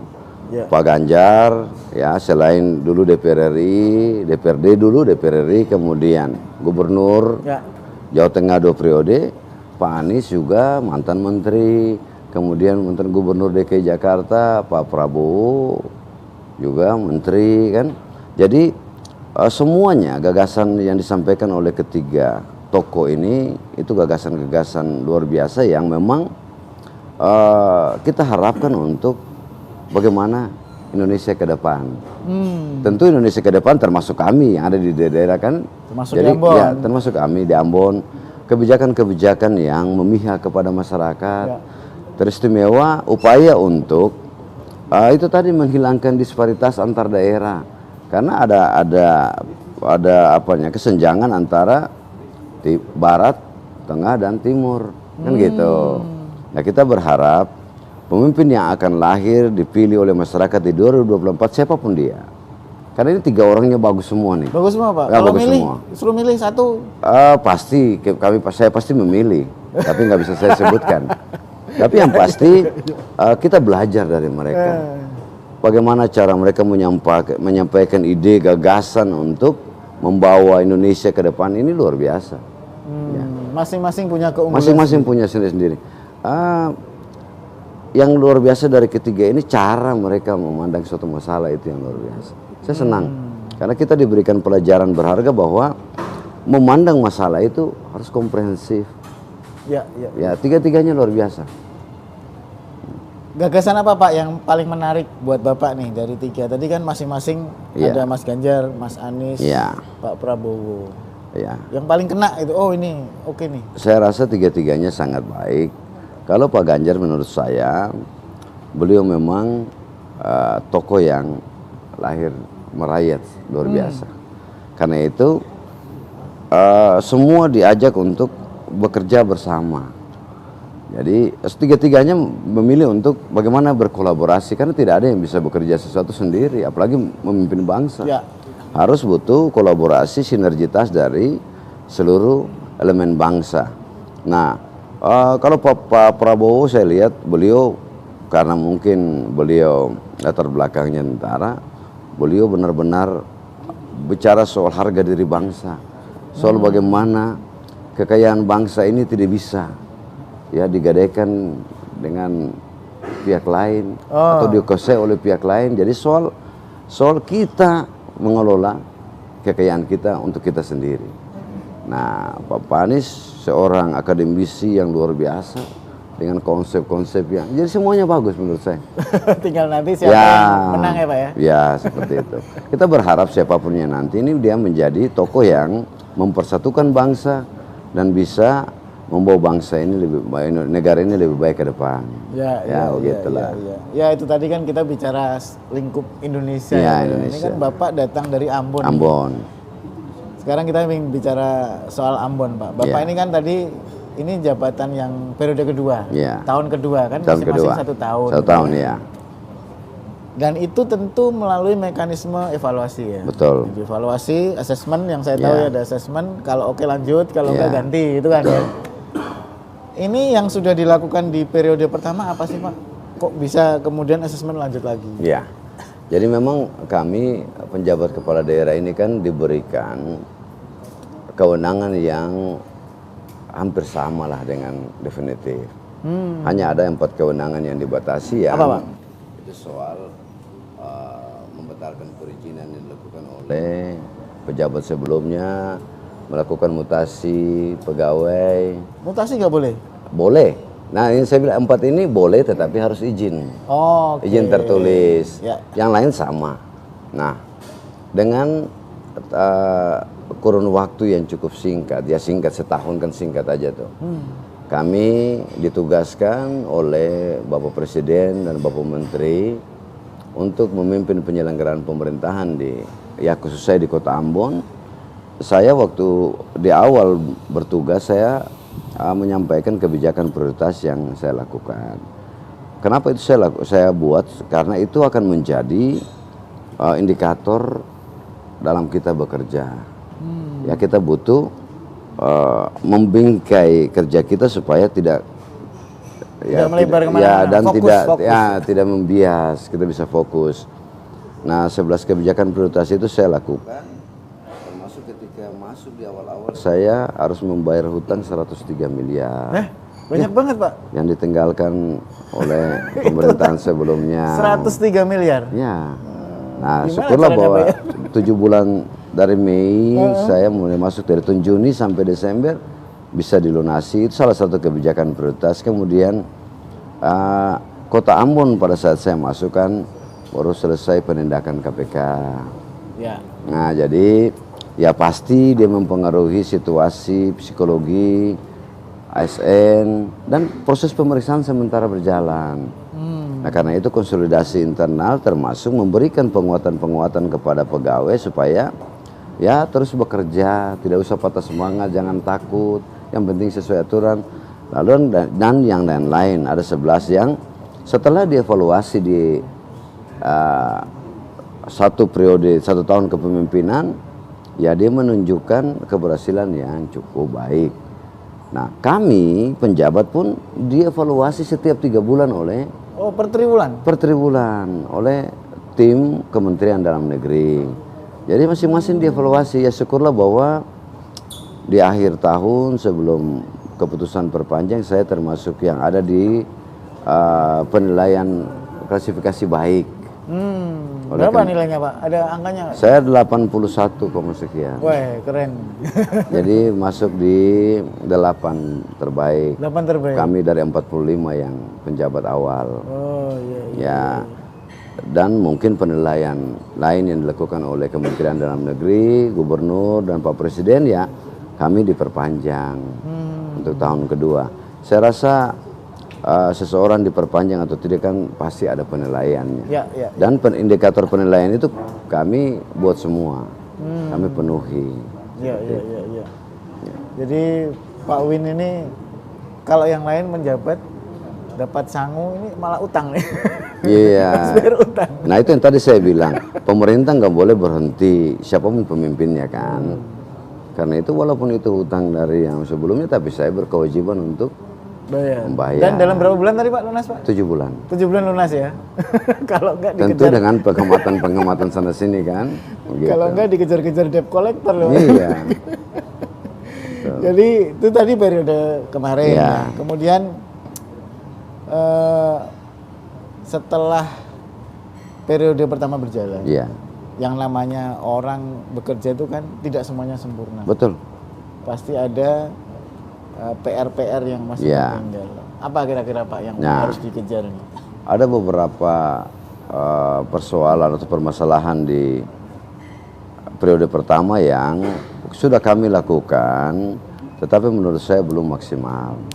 Ya, misalnya hari ini di Kota Ambon soal permasalahan sampah, ya memang sudah berusaha untuk kami minimalisir, tetapi belum maksimal. Ya kami terbatas dengan banyak hal, termasuk sarana prasarana pendukung, Tapi tidak menjadi masalah, itu terus kami lakukan. Nah, 11 kebijakan prioritas di awal, di 1 tahun awal, itu sebagian kan sudah, misalnya bayar hutang lunas kan hilang dia. Kan nggak mungkin saya bikin, ya udah lega. Ada beberapa yang sudah selesai, yang progresnya sudah luar biasa. Nah, di tahun kedua, bulan Mei kemarin saya meramu dalam 5 kebijakan prioritas saja. Apa Pak?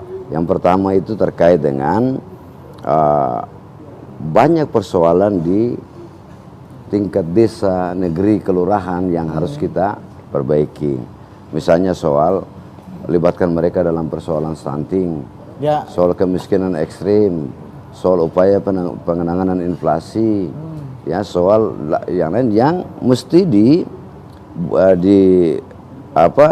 ramu secara baik supaya semua mengerti tugas dan tanggung jawab, termasuk pemanfaatan dana desa, ya tata kelolanya juga. Nah itu jadi kebijakan prioritas saya yang pertama adalah mengkonsolidasikan pemerintahan desa, negeri, kelurahan untuk ya melaksanakan tugas dan tanggung jawab, termasuk pelimpahan kewenangan pengelolaan sampah ke desa, negeri, kelurahan. Satu. Yang kedua, kemarin upaya untuk menata manajemen pengelolaan keuangan aset daerah, peningkatan PAD, ya itu terus kita lakukan, ya itu tidak bisa berhenti. Itu hal yang harus terus dilakukan. Kemudian yang ketiga, kita diperhadapkan dengan kebijakan strategis pemerintah pusat yang harus kita tuntaskan di daerah. Yang tadi saya sudah sampaikan, inflasi, stunting, kemiskinan ekstrim, ya dan lain-lain, itu masuk dalam kebijakan yang ketiga. Kemudian yang keempat, kita berupaya untuk mensinkronkan seluruh program kebijakan pemerintah kota dengan provinsi dan ini yang kadang susah Pak. Pusat, kadang ya. Susah, kadang nggak sinkron. Ya. Apa Pak kiat-kiatnya? Saya rasa, kalau bagi saya, bukan soal siapa yang bekerja, siapa yang melaksanakan kegiatan itu. Bagi saya, manfaatnya yang saya ingin dapatkan. Karena itu tidak boleh pemerintah dengan pemerintah ini ada nggak boleh. Ya. Rakyat yang jadi korban. Iya. Yang terakhir, saya ada dengan tugas yang utama adalah memfasilitasi penyelenggaraan pemilihan umum dan pemilu kada tahun 2024. Yaitu salah satu tugas utama penjabat kepala daerah. Tahun depan ya. Sukses enggaknya kan? Ya, tergantung apa yang kita buat kan gitu. Jadi itu ya Pak, mumpung tadi disinggung Pak, sesuai dengan tema kita kali ini kan koordinasi, konsolidasi dari pemerintah desa, negeri dan kelurahan terkait dengan ini sebenarnya program di semua daerah Pak. Semua daerah. Mengenai stunting dan kemiskinan. Itu kalau lebih terperinci lagi, bagaimana sih Pak cara mengkonsolidasikan ini Pak di Ambon? Iya, saya rasa stunting hari ini dan yang lain pun kita butuh kerja kolaborasi, bersinergi. Karena itu kalau pemerintah kota hanya bekerja sendiri tidak akan berhasil. Karena kita butuh dukungan dari seluruh pemangku kepentingan yang berkaitan dengan itu. Nah, stunting ini kan kita bicara soal gagal tumbuh. Ya, anak-anak yang tidak pertumbuhannya terhambat dan tinggi tidak sesuai dengan usianya. Nah, yang kita lakukan hari ini adalah kita berupaya untuk mengatasi anak-anak stunting yang udah stunting nih, yang sudah terlanjur. Nah, padahal yang mesti kita lakukan adalah kita tangani yang sudah terlanjur, tetapi kita berupaya untuk jangan sampai yang lahir baru stunting lagi. Ya, calon. Karena itu upaya penanganan stunting yang dilakukan oleh pemerintah Kota Ambon, kita mulai dari anak-anak remaja putri. Jadi dari remaja putri dikasih tablet tambah darah, ya. Nah, kemudian konseling pranikah. Jadi pada saat mereka mau menikah, kita ya ada bimbingan, ada Pick Air kita, ada banyak yayasan-yayasan yang kita gunakan untuk membimbing anak-anak remaja putri supaya jangan nikah dini. Karena itu berpengaruh besar ya. Kemudian nanti kalau sudah menikah, terjadi proses kehamilan, didampingi, dikasih susu, makanan tambahan untuk ibu hamil. supaya pada saat melahirkan anaknya tidak stunting, ya sehat. Nah, bahkan kami sampai pada mewajibkan seluruh pimpinan OPD lingkup pemerintah Kota Ambon untuk menjadi orang tua asuh stunting. Jadi kami menyumbang setiap bulan. Ya 150.000 kami sumbang untuk dari anggaran pemerintah ya? Anggaran kami pribadi. Oh gitu? Dari gaji kami. Oh gitu Pak? Iya. Berapa orang? Banyak Pak? Banyak. Jadi yang eselon 2, kalau saya 150.000, kemudian 100, kemudian 50 eselon 4. Setiap bulan kami sumbang untuk membeli makanan tambahan untuk penderita stunting. Gitu. Jadi bukan hanya program, tapi ini langkah real ya yang dilakukan langsung potong gaji. Langsung potong gaji. Nah ini yang saya bilang tadi, konsolidasi dengan pemerintah desa, negeri, kelurahan adalah supaya kan ada kewajiban mereka juga untuk menggunakan dana desa bagi penanganan stunting, inflasi dan sebagainya. Ini yang kita muarakan supaya tidak terjadi ya mau dibilang apa ya, tumpang tindih atau apa namanya lah. Jangan sampai kita sudah bantu ini mereka juga anggarkan yang sama kan mubazir. Nah kita sinkronkan supaya apa yang pemerintah kota bantu jangan lagi dibantu oleh desa mereka yang lain, begitu. Itulah konsolidasi seperti itu. Cuman memang di Ambon ini kok saya baca ada istilah negeri. Negeri. Itu apa beda dengan tempat lain? Ya, undang-undang tentang pemerintahan desa itu mengakomodir desa dengan sebutan lain. Desa dengan sebutan lain karena dia masuk dalam desa adat. Oh, jadi negeri itu desa adat? Ya, desa dengan sebutan lain jadi kota Ambon ini kan, ya kalau kita bilang Maluku ini kan negeri raja-raja. Banyak raja ya? Ya. Raja kecil-kecil gitu ya? Ya, jadi ada raja-raja. Nah, itu tidak bisa disamakan dengan kelurahan atau desa. Karena mereka punya peranata adat. Peraturannya beda-beda? Beda, mereka cara melantiknya juga harus dengan dengan adat istiadat kan. Luar biasa ya, kaya berarti budaya. Iya, jadi masing-masing negeri dengan cirinya sendiri-sendiri. Nah kita harus memelihara lokal wisdom itu. Kearifan lokal. Kearifan lokal nggak boleh kita hilangin. Nah karena itu di Kota Ambon ada 3, ada kelurahan kami punya 50, 20 kelurahan. Ya. 30 desa negeri, desa dan negeri. Padahal ini sama-sama desa sih, cuma sebutannya negeri. Karena mereka itu proses tidak seperti kepala desa pemilihan, terus siapa menang dilantik jadi kepala desa, ini enggak. Lewat proses adat. Jadi ada yang memang udah turunannya gitu loh. Ya, seperti kerajaan, iya. Seperti ini bapaknya, tapi besok anaknya. Anaknya. Gitu, jadi tidak bisa kita bawa dalam aturan pemerintahan, tetapi dia menjadi raja ada, tetapi dia juga kepala pemerintahan. Kepala pemerintahan itu mekanismenya mekanisme pemerintahan. Nah ini kan menarik ya Pak ya, karena ini kombinasi antara budaya dengan peraturan pemerintah. Ya betul. Dalam hal ini Pemkot Ambon, ini gimana Pak soal legalitas kepemimpinan nih, Bapak? Mengaturnya gimana ini? Ya, saya rasa soal lamanya memimpin sama. 5 tahun? Dengan kepala desa, 8. Ya? Oh 8 ya? 8 tahun. 6 tahun, 6 tahun.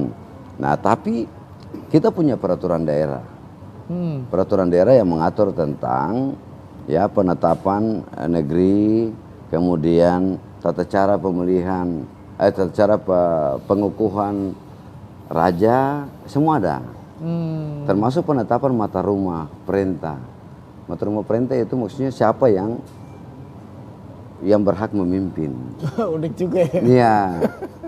Nah, itu yang kemudian proses yang sesuai dengan hukum adat mereka. Masing-masing punya ini sendiri. Kalau gaji gitu ya ada dari pemerintah Pak? Tetap dari pemerintah sama. Sama dengan desa, kepala desa? Sama, jadi begini, dia ada 2 fungsi. Kalau raja ini 2 fungsi dia. Satu fungsi dia sebagai raja adat. Ya. Dia itu pemangku adat di wilayahnya. Sementara dalam status sebagai pemerintahan dia adalah kepala pemerintah negeri. atau setara dengan kepala desa. Sama sebenarnya, cuma Oke, ya. jadi diberi gaji sama fasilitasnya persis. dengan kepala desa. Tapi kalau kepala desa dia nggak bisa hadir dalam acara-acara adat yang dia sebagai kepalanya. Kalau raja boleh, karena dia kepala adat di situ. Iya. Tapi seperti di Sumatera Barat, Nagari apa tuh? Kan desa juga tuh, tapi disebut Nagari. Ada Nini Mama. Iya. Sama seperti ya. Sama seperti itu. Iya. Gitu. Jadi Tribuners itu tadi potret kekayaan budaya Indonesia ya. Di Ambon itu ada desa yang dipimpin oleh raja. Yang namanya Negeri. Jadi unik ini karena ini seperti raja pada umumnya ya. Jadi nanti kalau kepala desanya bapaknya, berikutnya anaknya lagi. Tapi punya dua fungsi. Yang satu fungsi sebagai raja, yang satu kepala pemerintahan desa. Sebagai raja fungsi adat dia. Fungsi adat seperti kerajaan-kerajaan begitulah. Jadi, gitu. Dan itu banyak, Pak. Jadi saya bilang tadi 20 kelurahan, 22 negeri, 8 desa. 22. Jadi ada 22 raja ya? Ya, 22 raja di Kota Ambon. Gitu. Tribuners kalau ingin tahu ya bagaimana sih raja-raja kecil ini ya datang ke Ambon lah main-main melihat bagaimana sebuah desa ini diperlakukan mirip-mirip seperti kerajaan zaman dulu ya Pak ya. Jadi ada rumah adatnya yang disebut Baileo untuk tempat berkumpul raja dan badan saniri. Kalau kita BPD-nya disebut saniri kalau di apa itu BPD? Bang? Bukan BPD. Badan Permusyawaratan Desa. Oh, iya. Gitu? Iya. Kan kepala desa, pemerintah desa terdiri dari kepala desa dan Badan Permusyawaratan Desa. Kalau di negeri raja dan saniri negeri. Saniri itu diangkat dari kumpulan-kumpulan kecil di satu negeri nih. Ada kumpulan-kumpulan kecil yang disebut dengan soa, nanti panjang kalau kita ngomong itu. Dan mesti butuh penjelasan. Tapi menarik memang ini. Tapi itulah kearifan lokal kami di Kota Ambon yang harus kami jaga. Ya seperti itu. Iya. Tadi sudah disinggung stunting, Pak. Ya. Tapi prioritasnya kan ada lagi soal inflasi dan kemiskinan. Ya. Gimana Pak di Ambon penanganannya? Kemiskinan kita pasca Covid kemarin ya angka persentasenya sedikit meningkat. Tetapi yang kita syukuri adalah di tahun 2022 kemiskinan ekstrim di Kota Ambon itu tidak ada, 0. Dari sekitar 1 atau 2% kita jadi 0. Nah, soal inflasi, inflasi di Kota Ambon ini dia sangat fluktuatif. Tahun lalu kami sempat ada di angka 7, year on year ada di angka 7. Tinggi Pak? Tinggi. Kemudian kami berupaya lalu sudah turun terus. Sampai kemarin di bulan April kami di 4. Lumayan jauh ya? Dari 7 lompat ke 4. Tapi perlahan-lahan turunnya, nggak sekaligus. Ya, turun ke 4, bulan Mei kami naik lagi 5,01. Juni naik 1 digit Pak, 6,1. Naik lagi nih. Naik lagi, tertinggi se-Indonesia. Nah, kami dalam tanggung jawab untuk menekan laju inflasi kami lakukan semua cara. Semua arahan dari Bapak Presiden, Bapak Menteri Dalam Negeri kami lakukan. Ya. Semua sudah kami lakukan. Yang memicu inflasi di Kota Ambon adalah dari faktor administrasi price, ya, kebijakan pemerintah. Contoh, ya inilah, jangan usah contoh deh. Ini pemicu inflasi di bulan Juni. Yang pertama bensin. Yang kedua beras. Oh iya, itu kebutuhan pokok Pak. Yang ketiga rokok kretek. Rokok? Ya. Yang keempat rokok filter. Yang kelima ini minyak tanah. Itu semuanya kendali harga sebenarnya pemerintah ya Pak ya? Rokok kemarin mah habis naik harganya kan, karena pajaknya naik. Jadi kalau yang barang-barang kebutuhan masyarakat yang fluktuatif seperti yang disebut volatile food, itu kami kendalikan. Jadi harga misalnya harga telur, harga bawang merah, harga yang lain itu terkendali. Bisa diintervensi lah bisa. Ya. Tapi kalau nurunin harga bensin kan nggak bisa. Tiket pesawat kan nggak bisa. Tapi kami juga tidak tinggal diam. Kami sudah berkoordinasi dengan maskapai penerbangan. Kami koordinasi dengan Bulog ya untuk menambah suplai stok beras. Kemudian untuk dengan pihak maskapai itu kami minta supaya diperbanyak tiket-tiket promo. Ya, biar ada. Mau Pak maskapainya? Mau. Garuda sudah. Sudah seminggu ini tiket promo terus. Oh iya? Ya. Waduh, harus ke Ambon nih kalau ngomong tiket murah nih. Sebenarnya kami tidak punya kewenangan untuk itu, tapi berkoordinasi. Dinego lah ya Pak ya? Ya, meminta ya kesediaan mereka untuk membantu lah untuk seperti itu. Jadi inflasi terus kami yang bisa kami lakukan pasti kami lakukan. Bahkan di tahun 2022 di 4 bulan terakhir kami subsidi kami berikan BLT kepada tukang ojek dan seluruh nelayan. Semacam insentif. Ya, karena kenaikan BBM di bulan September itu. Iya. Nah, kemudian kami juga subsidi distributor untuk kepentingan kita operasi pasar supaya dijual di bawah harga, termasuk dengan kerjasama dengan kabupaten kota lain yang daerah penghasil. Kami kan Kota Ambon bukan daerah penghasil. Kita butuh kerjasama untuk disuplai dari daerah-daerah lain. Iya. Jadi Tribuners tadi cerita dari Ambon ya, memang masing-masing daerah ini punya problem dan tantangan sendiri. Masing-masing punya sendiri. Di Ambon tadi dengan inflasi yang cukup tinggi ya. Tapi setelah dibedah, ternyata faktor-faktor yang memicu inflasi itu adalah harga-harga yang sulit dikendalikan oleh pemerintah daerah ya. Betul. Ada beras, kemudian ada bensin, rokok ya. Tiket pesawat. Nah, itu mungkin bisa jadi pertimbangan ya. Terutama bagi pemerintah di pusat ya yang punya kewenangan atau regulator untuk standar harga di tingkat nasional ya Pak ya. Saya rasa itu tanggung jawab semua kita. Tapi ada yang memang tidak bisa kami intervensi kan. Seperti itu. Tapi terlepas dari itu tentu Pemkot Ambon terus mengawal ini ya Pak ya. Pasti. Terus dikawal ya, karena ini tanggung jawab kita semua. Dan itu prioritas. Kan saya tadi sudah sampaikan kebijakan prioritas ketiga saya adalah penanganan inflasi, stunting, kemiskinan ekstrim kan gitu. Mudah-mudahan tahun depan ada hasilnya. Mudah-mudahan. Kalau fokus. Jadi Tribuners, tadi kita udah ngobrol panjang lebar ya dengan Wali Kota Ambon, Pak Win. Siap. Ini target ke depan untuk meningkatkan PAD ini gimana? Saya rasa peningkatan PAD mesti menjadi concern dari seluruh pemerintah. Karena apa? Tujuan dibuatkan otonomi daerah ini adalah salah satunya adalah untuk menciptakan kemandirian daerah. Kemandirian itu bisa terjadi kalau terjadi kemandirian fiskal. Jadi daerah tidak bisa saja berharap dari transfer pemerintah pusat, tetapi harus memaksimalkan, mengoptimalkan potensi-potensi yang dimiliki supaya dapat menghasilkan bagi PAD. Nah, saya masuk dengan PAD Kota Ambon realisasi tahun 2021 153 sorry. 153 miliar tahun 2021. Di 2022 akhir kami sudah mencapai 176. Berapa persen tuh naiknya? Terjadi peningkatan sekitar 20 miliar lebih. Lumayan lah ya.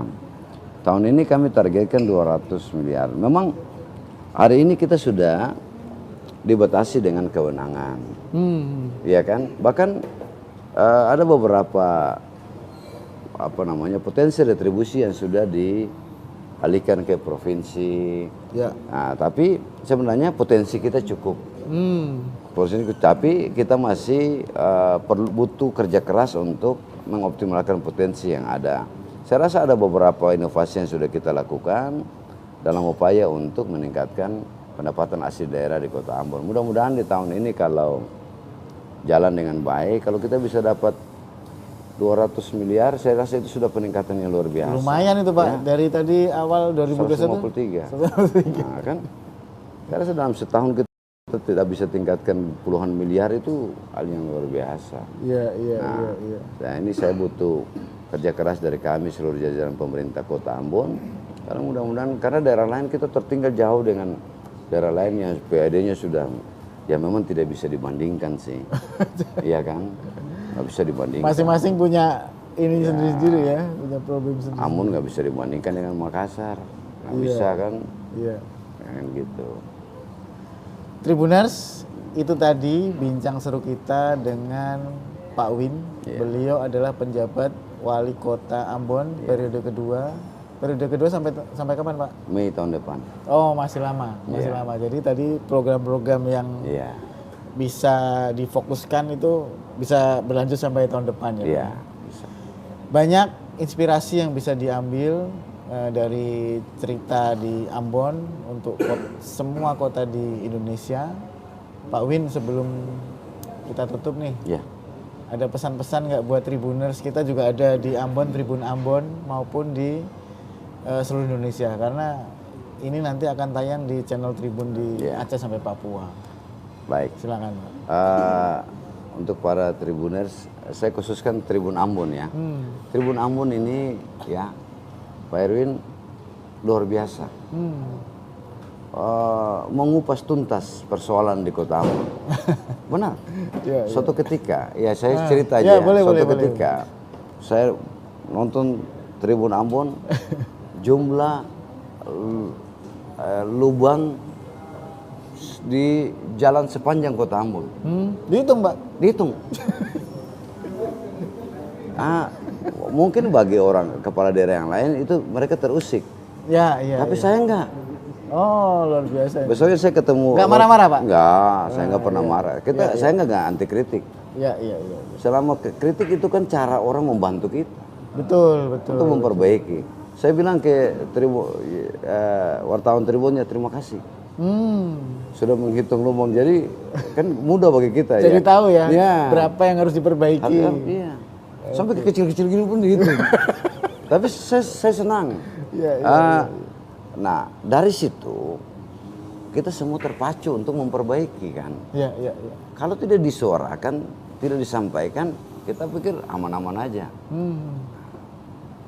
Jadi yang menjadi kewenangan kota kita segera perbaiki, yang menjadi kewenangan pusat, provinsi kita surati lalu diperbaiki.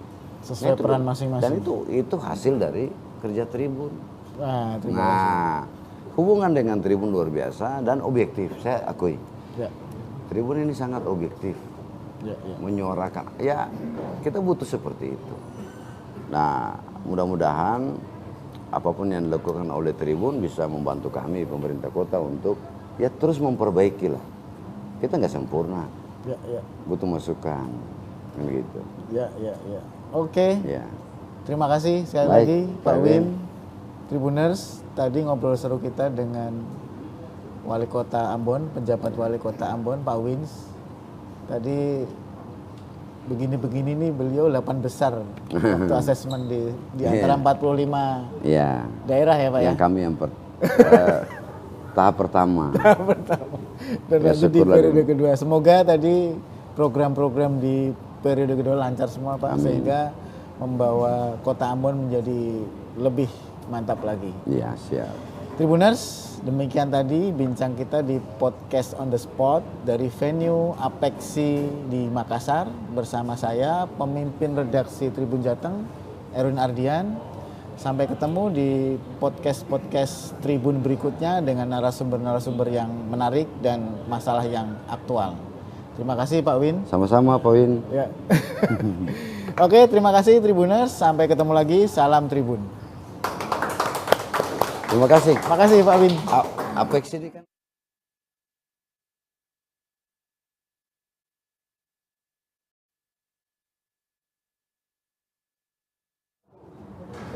Tribuners, bertemu lagi dalam podcast on the spot bersama saya, pemimpin redaksi Tribun Jateng, Erwin Ardian. Hari ini saya berada di venue sebuah acara besar di Makassar, yaitu Kongres Apexi APEKSI adalah Asosiasi Pemerintah Kota seluruh Indonesia. Jadi yang hadir ini orang-orang pentingnya, wali kota dari seluruh Indonesia.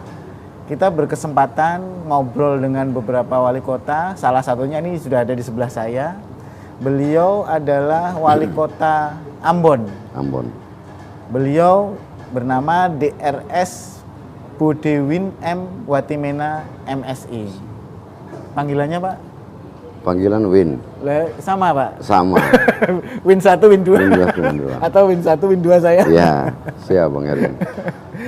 Jadi selamat datang Pak di Makassar. Ya. Kalau Ambon ke Makassar kan jalur transit ya Pak ya, sudah sering ya, udah hafal. Sering. Ya? Punya langganan makanan apa Pak di Makassar? Ya, yang pasti coto Makassar. Coto ya? Ya, coto. Palu basah. Nah itu, palu basah. Ikan bakar. Ya, ikan itu. Ikan kotak itu tuh. Oh iya.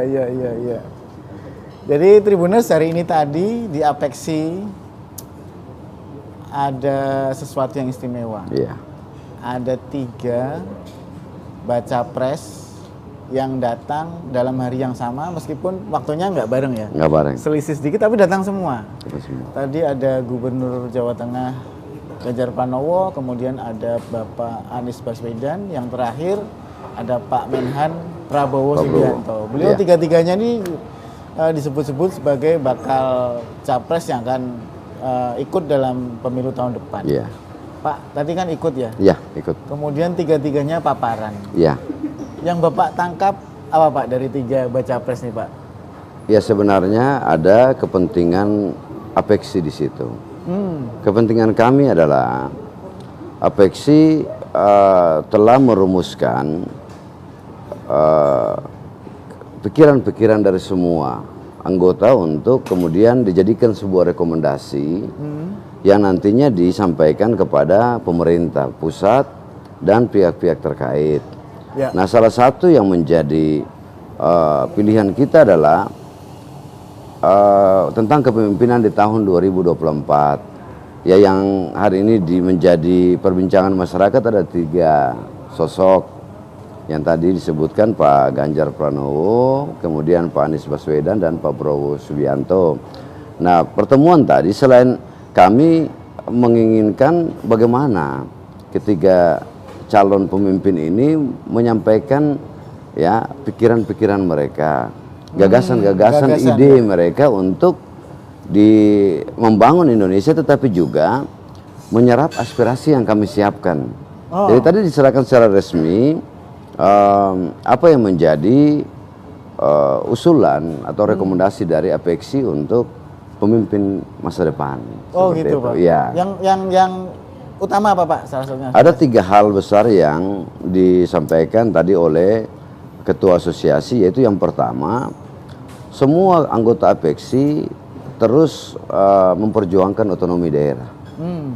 Karena otonomi daerah ini adalah salah satu cara untuk kita bisa membangun kota-kota di Indonesia. Ya, dengan pelimpahan kewenangan yang diberikan oleh pemerintah pusat kepada daerah, termasuk kota yang ada di Indonesia, maka itu harus terus dipertahankan. Karena hanya dengan cara begitulah kita bisa minimal membangun kota-kota di Indonesia supaya kesenjangan, disparitas itu semakin berkurang. Yang kedua, APEKSI berharap bahwa dalam menghadapi ya Indonesia Emas tahun 2045 semua daerah bergerak dengan cara apa? Dengan cara memanfaatkan potensi dan memberikan ruang yang cukup kepada para generasi muda, pemuda-pemudi, milenial, generasi Gen Z, ya. Ini potensi kita, supaya kita harapkan pada waktunya di 2045,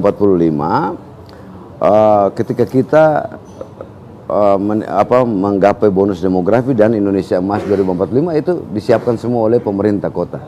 Yang ketiga, tentu saja dalam perkembangan penyelenggaraan pemerintahan kita diperhadapkan dengan pemilu 2024. Nah, pemilu 2024 otomatis akan terjadi kekosongan jabatan wali kota definitif. diisi oleh para penjabat. Nah, ini tidak boleh terjadi kekosongan, harus terus berlanjut, termasuk kesinambungan pembangunan. Itu yang diminta oleh kayaknya ada keywordnya nih, kesinambungan. Ya, kesinambungan, keberlanjutan pembangunan. Itu yang penting supaya apa? Karena pembangunan ini tidak tergantung siapa pemimpinnya. Ya. Tetapi lewat perencanaan yang baik lalu terus berkelanjutan. Nah, seperti itu.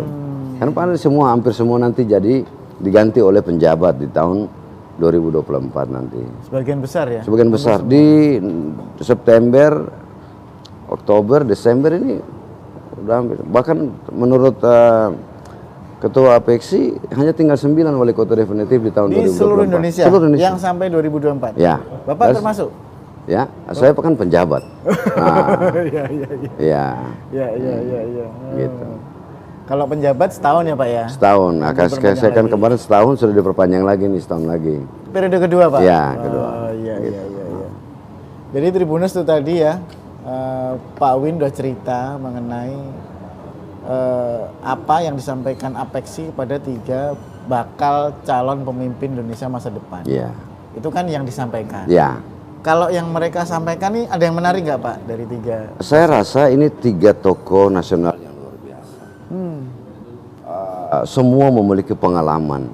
Ya. Pak Ganjar, ya selain dulu DPR RI, DPRD dulu, DPR RI, kemudian Gubernur Jawa Tengah 2 periode. Pak Anies juga mantan menteri, kemudian mantan Gubernur DKI Jakarta, Pak Prabowo juga menteri kan. Jadi semuanya gagasan yang disampaikan oleh ketiga tokoh ini itu gagasan-gagasan luar biasa yang memang kita harapkan untuk bagaimana Indonesia ke depan. Tentu Indonesia ke depan termasuk kami yang ada di daerah kan. Termasuk di Ambon. Ya, termasuk kami di Ambon. Kebijakan-kebijakan yang memihak kepada masyarakat. Teristimewa upaya untuk itu tadi menghilangkan disparitas antar daerah. Karena ada apanya kesenjangan antara barat, tengah dan timur kan gitu.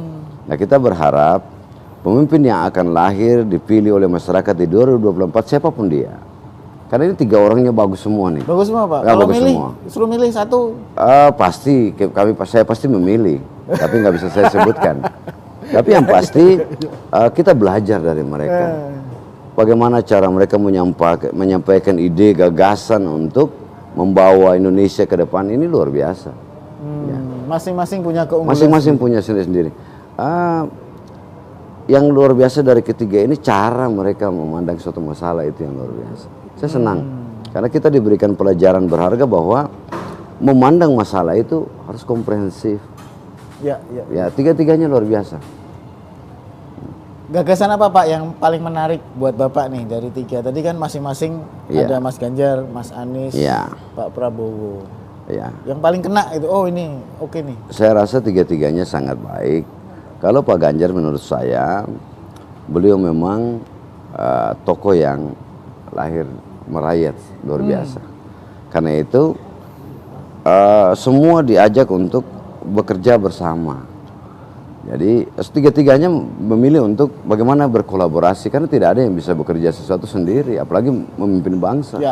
Harus butuh kolaborasi sinergitas dari seluruh elemen bangsa.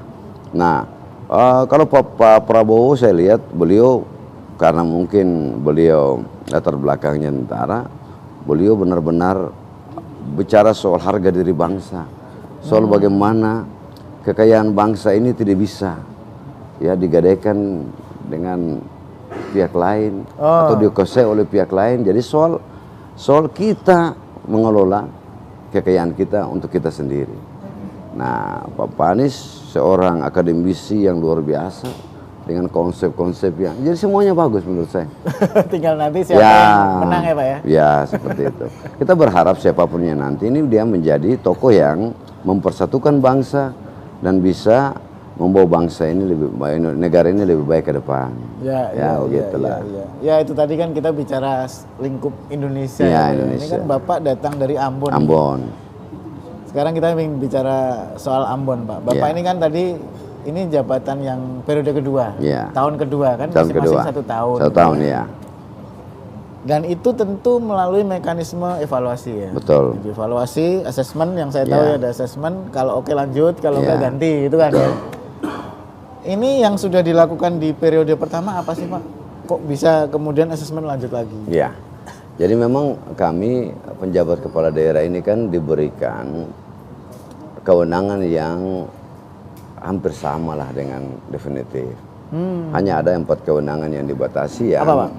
Itu soal membatalkan perizinan yang dilakukan oleh pejabat sebelumnya, melakukan mutasi pegawai. Mutasi nggak boleh? Boleh. Nah ini saya bilang 4 ini boleh tetapi harus izin. Oh, Izin tertulis. Ya. Yang lain sama.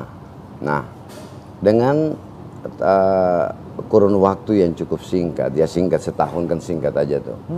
Kami ditugaskan oleh Bapak Presiden dan Bapak Menteri untuk memimpin penyelenggaraan pemerintahan khusus saya di Kota Ambon. Saya waktu di awal bertugas saya menyampaikan kebijakan prioritas yang saya lakukan. Kenapa itu saya buat? Karena itu akan menjadi indikator dalam kita bekerja. Ya kita butuh membingkai kerja kita supaya tidak melebar kemana-mana. Ya dan fokus. tidak membias, kita bisa fokus. Nah 11 kebijakan prioritas itu saya lakukan, termasuk ketika masuk di awal-awal saya harus membayar hutang 103 miliar. Banyak banget Pak. Yang ditinggalkan oleh pemerintahan sebelumnya. 103 miliar. Ya. Nah, Gimana syukurlah caranya bahwa bayar? 7 bulan dari Mei saya mulai masuk dari Juni sampai Desember bisa dilunasi. Itu salah satu kebijakan prioritas. Kemudian Kota Ambon pada saat saya masuk kan baru selesai penindakan KPK. Ya. Nah, jadi ya pasti dia mempengaruhi situasi psikologi ASN dan proses pemeriksaan sementara berjalan. Nah karena itu konsolidasi internal termasuk memberikan penguatan-penguatan kepada pegawai supaya ya terus bekerja, tidak usah patah semangat, jangan takut, yang penting sesuai aturan. Lalu dan yang lain-lain ada 11 yang setelah dievaluasi di 1 periode 1 tahun kepemimpinan, ya dia menunjukkan keberhasilan yang cukup baik. Nah kami penjabat pun dievaluasi setiap 3 bulan oleh Per triwulan? Per triwulan oleh tim Kementerian Dalam Negeri. Jadi masing-masing dievaluasi. Ya syukurlah bahwa di akhir tahun sebelum keputusan perpanjang saya termasuk yang ada di penilaian klasifikasi baik. Berapa nilainya Pak? Ada angkanya nggak? Saya 81, sekian. Wah keren. Jadi masuk di 8 terbaik. 8 terbaik. Kami dari 45 yang penjabat awal. Oh iya. Ya, dan mungkin penilaian lain yang dilakukan oleh Kementerian Dalam Negeri, Gubernur dan Pak Presiden ya kami diperpanjang untuk tahun kedua. Saya rasa seseorang diperpanjang atau tidak kan pasti ada penilaiannya. Ya. Dan indikator penilaian itu kami buat semua, kami penuhi. Ya. Jadi Pak Win ini kalau yang lain menjabat dapat sangu, ini malah utang nih. Iya. Utang. Nah itu yang tadi saya bilang, pemerintah nggak boleh berhenti, siapapun pemimpinnya kan. Karena itu walaupun itu hutang dari yang sebelumnya, tapi saya berkewajiban untuk membayar. Dan dalam berapa bulan tadi Pak lunas Pak? 7 bulan. 7 bulan lunas ya? Kalau enggak dikejar. Tentu dengan pengamatan-pengamatan sana sini kan. Gitu. Kalau enggak dikejar-kejar debt collector loh. Iya. Jadi itu tadi periode kemarin. Iya. Kemudian setelah periode pertama berjalan, Iya. yang namanya orang bekerja itu kan tidak semuanya sempurna. Betul. Pasti ada PR-PR yang masih tertinggal. Apa kira-kira Pak yang harus dikejar ini? Ada beberapa persoalan atau permasalahan di periode pertama yang sudah kami lakukan, tetapi menurut saya belum maksimal. Ya, misalnya hari ini di Kota Ambon soal permasalahan sampah, ya memang sudah berusaha untuk kami minimalisir, tetapi belum maksimal. Ya kami terbatas dengan banyak hal, termasuk sarana prasarana pendukung, Tapi tidak menjadi masalah, itu terus kami lakukan. Nah, 11 kebijakan prioritas di awal, di 1 tahun awal, itu sebagian kan sudah, misalnya bayar hutang lunas kan hilang dia. Kan nggak mungkin saya bikin, ya udah lega. Ada beberapa yang sudah selesai, yang progresnya sudah luar biasa. Nah, di tahun kedua, bulan Mei kemarin saya meramu dalam 5 kebijakan prioritas saja. Apa Pak? Yang pertama itu terkait dengan banyak persoalan di tingkat desa, negeri, kelurahan yang harus kita perbaiki. Misalnya soal libatkan mereka dalam persoalan stunting, ya, soal kemiskinan ekstrim, soal upaya pengenangan inflasi, ya, soal yang lain yang mesti ramu secara baik supaya semua mengerti tugas dan tanggung jawab, termasuk pemanfaatan dana desa, ya, tata kelolanya juga. Nah, itu jadi kebijakan prioritas saya yang pertama adalah mengkonsolidasikan pemerintahan desa, negeri, kelurahan untuk ya melaksanakan tugas dan tanggung jawab, termasuk pelimpahan kewenangan pengolahan sampah ke desa, negeri, kelurahan. Satu. Yang kedua, kemarin upaya untuk menata manajemen pengelolaan keuangan aset daerah, peningkatan PAD, ya itu terus kita lakukan, ya itu tidak bisa berhenti. Itu hal yang harus terus dilakukan. Kemudian yang ketiga, kita diperhadapkan dengan kebijakan strategis pemerintah pusat yang harus kita tuntaskan di daerah. Yang tadi saya sudah sampaikan, inflasi, stunting, kemiskinan ekstrim, ya, dan lain-lain, itu masuk dalam kebijakan yang ketiga. Kemudian yang keempat, kita berupaya untuk mensinkronkan seluruh program kebijakan pemerintah kota dengan provinsi dan ini yang kadang susah Pak. Pusat, kadang ya. Susah, kadang nggak sinkron. Ya. Apa Pak kiat-kiatnya? Saya rasa, kalau bagi saya, bukan soal siapa yang bekerja, siapa yang melaksanakan kegiatan itu. Bagi saya, manfaatnya yang saya ingin dapatkan. Karena itu tidak boleh pemerintah dengan pemerintah ini ada nggak boleh. Ya. Rakyat yang jadi korban. Iya. Yang terakhir, saya ada dengan tugas yang utama adalah memfasilitasi penyelenggaraan pemilihan umum dan pemilu kada tahun 2024. Yaitu salah satu tugas utama penjabat kepala daerah. Tahun depan ya. Ya. Sukses enggaknya kan? Ya, tergantung apa yang kita buat kan gitu.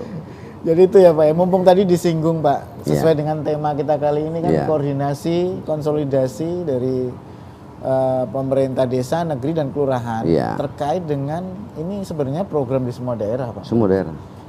Mengenai stunting dan kemiskinan. Itu kalau lebih terperinci lagi, bagaimana sih Pak cara mengkonsolidasikan ini Pak di Ambon? Iya, saya rasa stunting hari ini dan yang lain pun kita butuh kerja kolaborasi, bersinergi. Karena itu kalau pemerintah kota hanya bekerja sendiri tidak akan berhasil. Karena kita butuh dukungan dari seluruh pemangku kepentingan yang berkaitan dengan itu. Nah, stunting ini kan kita bicara soal gagal tumbuh. Ya, anak-anak yang tidak pertumbuhannya terhambat dan tinggi tidak sesuai dengan usianya. Nah, yang kita lakukan hari ini adalah kita berupaya untuk mengatasi anak-anak stunting yang udah stunting nih.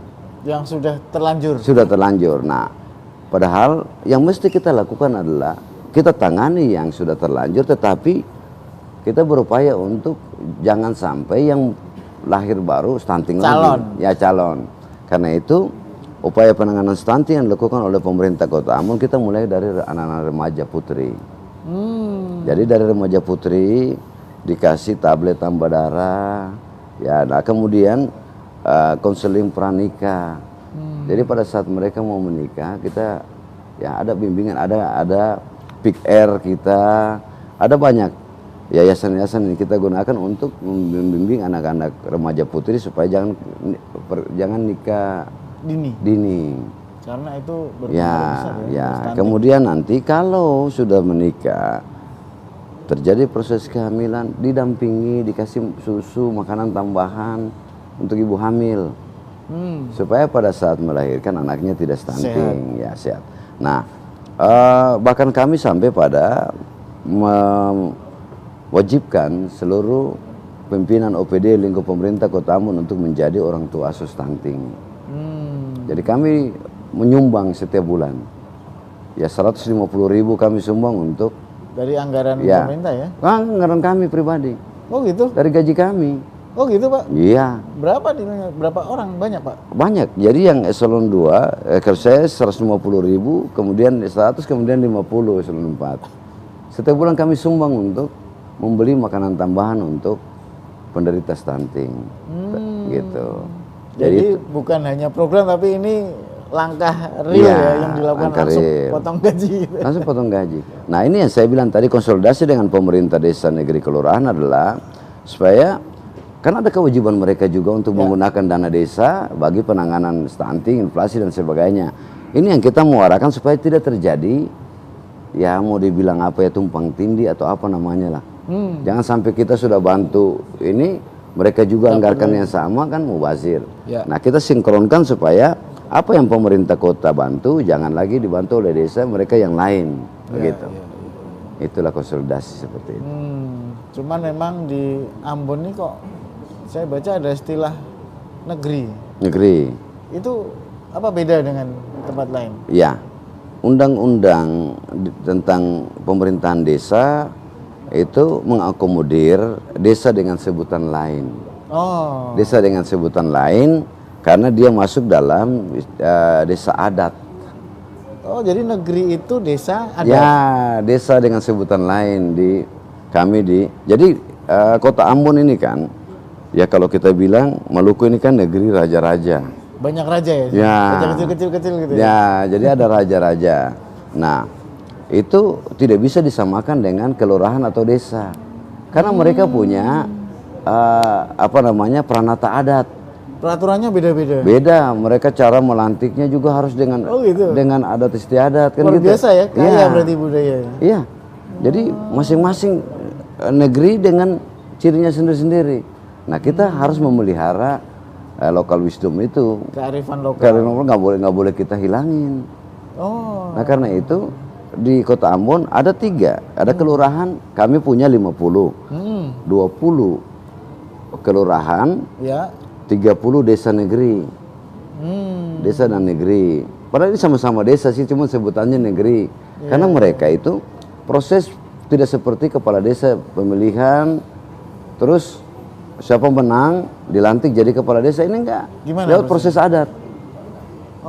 Jadi ada yang memang udah turunannya gitu loh.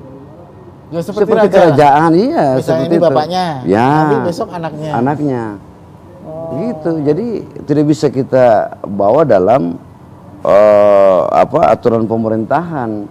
Tetapi dia menjadi raja adat, tetapi dia juga kepala pemerintahan. Kepala pemerintahan itu mekanisme pemerintahan. Nah ini kan menarik ya Pak ya, karena ini kombinasi antara budaya dengan peraturan pemerintah. Iya betul. Dalam hal ini Pemkot Ambon, ini gimana Pak soal legalitas kepemimpinan nih? Bapak mengaturnya gimana ini? Ya, saya rasa misalnya soal lamanya memimpin sama. 5 tahun? Dengan kepala desa, 8. Ya? Oh 8 ya? 8 tahun. 6 tahun, sorry 6 tahun. Nah tapi kita punya peraturan daerah. Peraturan daerah yang mengatur tentang ya penetapan negeri, kemudian tata cara pemilihan, tata cara pengukuhan raja, semua ada. Termasuk penetapan mata rumah perintah. Mata rumah perintah itu maksudnya siapa yang berhak memimpin. Unik juga ya. Iya. Nah, itu yang kemudian proses yang sesuai dengan hukum adat mereka. Masing-masing punya ini sendiri. Kalau gaji gitu ya ada dari pemerintah Pak? Tetap dari pemerintah sama. Sama dengan desa, kepala desa? Sama. Jadi begini, dia ada 2 fungsi. Kalau raja ini 2 fungsi dia. Satu fungsi dia sebagai raja adat. Ya. Dia itu pemangku adat di wilayahnya. Sementara dalam status sebagai pemerintahan dia adalah kepala pemerintah negeri. atau setara dengan kepala desa. Sama sebenarnya, cuma Oke, ya. Jadi diberi gaji sama fasilitasnya dengan kepala desa. Tapi kalau kepala desa dia nggak bisa hadir dalam acara-acara adat yang dia sebagai kepalanya. Kalau raja boleh, karena dia kepala adat di situ. Iya. Tapi... Seperti di Sumatera Barat, Nagari apa tuh? Kan desa juga tuh, tapi disebut Nagari. Ada Nini Mama. Iya. Sama seperti ya. Sama seperti itu. Iya. Gitu. Jadi Tribuners itu tadi potret kekayaan budaya Indonesia ya. Di Ambon itu ada desa yang dipimpin oleh raja. Yang namanya Negeri.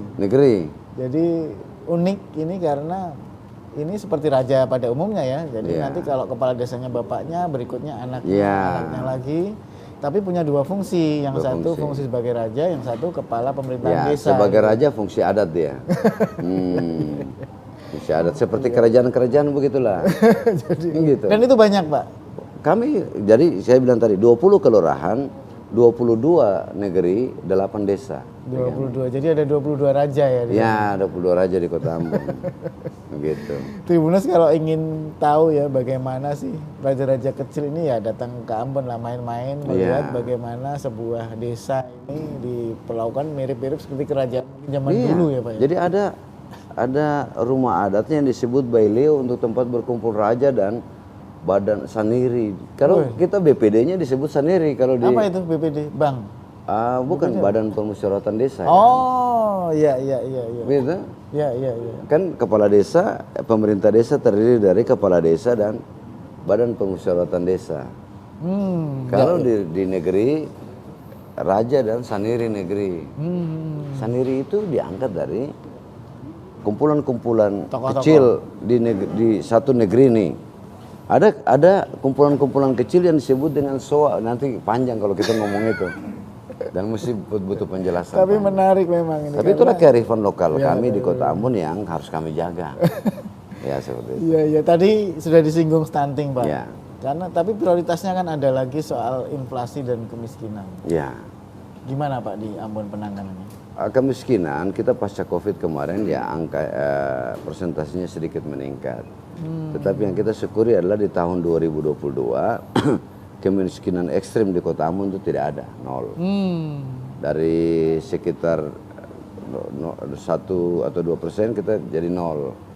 Nah, soal inflasi, inflasi di Kota Ambon ini dia sangat fluktuatif. Tahun lalu kami sempat ada di angka 7, year on year ada di angka 7. Tinggi Pak? Tinggi. Kemudian kami berupaya lalu sudah turun terus. Sampai kemarin di bulan April kami di 4. Lumayan jauh ya? Dari 7 lompat ke 4. Tapi perlahan-lahan turunnya, nggak sekaligus. Ya. Turun ke 4, bulan Mei kami naik lagi 5,01. Juni naik 1 digit Pak, 6,1. Naik lagi nih. Naik lagi, tertinggi se-Indonesia. Nah, kami dalam tanggung jawab untuk menekan laju inflasi kami lakukan semua cara. Semua arahan dari Bapak Presiden, Bapak Menteri Dalam Negeri kami lakukan. Ya. Semua sudah kami lakukan. Yang memicu inflasi di Kota Ambon adalah analisa dari faktor administrasi price, ya kebijakan pemerintah. Contoh, ya inilah, jangan nggak usah contoh deh. Ini pemicu inflasi di bulan Juni. Yang pertama bensin. Yang kedua beras. Oh iya, itu kebutuhan pokok Pak. Yang ketiga rokok kretek. Rokok? Ya. Yang keempat rokok filter. Yang kelima ini minyak tanah. Itu semuanya kendali harga sebenarnya pemerintah ya Pak ya? Rokok kemarin mah habis naik harganya kan karena pajaknya naik. Jadi kalau yang barang-barang kebutuhan masyarakat yang fluktuatif seperti yang disebut volatile food itu kami kendalikan. Jadi harga misalnya harga telur, harga bawang merah, harga yang lain itu terkendali. Bisa diintervensi lah ya. Bisa. Tapi kalau nurunin harga bensin kan nggak bisa. Tiket pesawat kan nggak bisa. Tapi kami juga tidak tinggal diam. Kami sudah berkoordinasi dengan maskapai penerbangan. Kami koordinasi dengan Bulog ya untuk menambah suplai stok beras. Kemudian untuk dengan pihak maskapai itu kami minta supaya diperbanyak tiket-tiket promo. Ya, biar ada. Mau Pak maskapainya? Mau. Mau. Garuda sudah. Sudah di seminggu ini tiket promo terus. Oh iya? Ya. Waduh, harus ke Ambon nih kalau Jadi, ngomong tiket murah nih. Sebenarnya kami tidak punya kewenangan untuk itu, tapi berkoordinasi. Dinego lah ya Pak ya? Ya, meminta ya kesediaan mereka untuk membantu lah untuk seperti itu. Jadi inflasi terus kami yang bisa kami lakukan pasti kami lakukan. Bahkan di tahun 2022 di 4 bulan terakhir kami subsidi kami berikan BLT kepada tukang ojek dan seluruh nelayan. Semacam insentif. Ya, karena kenaikan BBM di bulan September itu. Iya. Nah, kemudian kami juga subsidi distributor untuk kepentingan kita operasi pasar supaya dijual di bawah harga, termasuk dengan kerjasama dengan kabupaten kota lain yang daerah penghasil. Kami kan Kota Ambon bukan daerah penghasil. Kita butuh kerjasama untuk disuplai dari daerah-daerah lain. Iya. Jadi Tribuners tadi cerita dari Ambon ya, memang masing-masing daerah ini punya problem dan tantangan sendiri. Masing-masing punya sendiri. Di Ambon tadi dengan inflasi yang cukup tinggi ya. Tapi setelah dibedah, ternyata faktor-faktor yang memicu inflasi itu adalah harga-harga yang sulit dikendalikan oleh pemerintah daerah ya. Betul. Ada beras, kemudian ada bensin, rokok ya. Tiket pesawat. Nah, itu mungkin bisa jadi pertimbangan ya. Terutama bagi pemerintah di pusat ya yang punya kewenangan atau regulator untuk standar harga di tingkat nasional ya Pak ya. Saya rasa itu tanggung jawab semua kita. Tapi ada yang memang tidak bisa kami intervensi kan. Seperti itu. Tapi terlepas dari itu tentu Pemkot Ambon terus mengawal ini ya Pak ya. Pasti. Terus dikawal ya, karena ini tanggung jawab kita semua.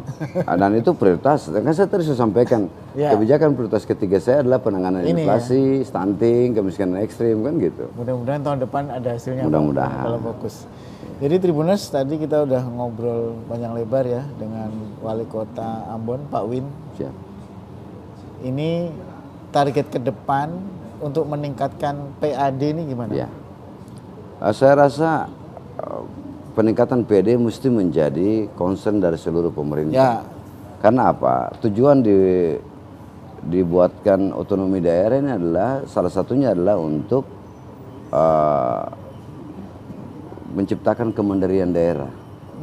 Kemandirian itu bisa terjadi kalau terjadi kemandirian fiskal. Jadi daerah tidak bisa saja berharap dari transfer pemerintah pusat, tetapi harus memaksimalkan, mengoptimalkan potensi-potensi yang dimiliki supaya dapat menghasilkan bagi PAD. Nah, saya masuk dengan PAD Kota Ambon realisasi tahun 2021 163 sorry. 153 miliar tahun 2021. Di 2020 akhir kami sudah mencapai 176. Berapa persen tuh naiknya? Terjadi peningkatan sekitar 20 miliar lebih. Lumayan lah ya. Tahun ini kami targetkan 200 miliar. Memang hari ini kita sudah dibatasi dengan kewenangan. Iya kan? Bahkan ada beberapa potensi retribusi yang sudah dialihkan ke provinsi. Nah, tapi sebenarnya potensi kita cukup. Tapi kita masih butuh kerja keras untuk mengoptimalkan potensi yang ada.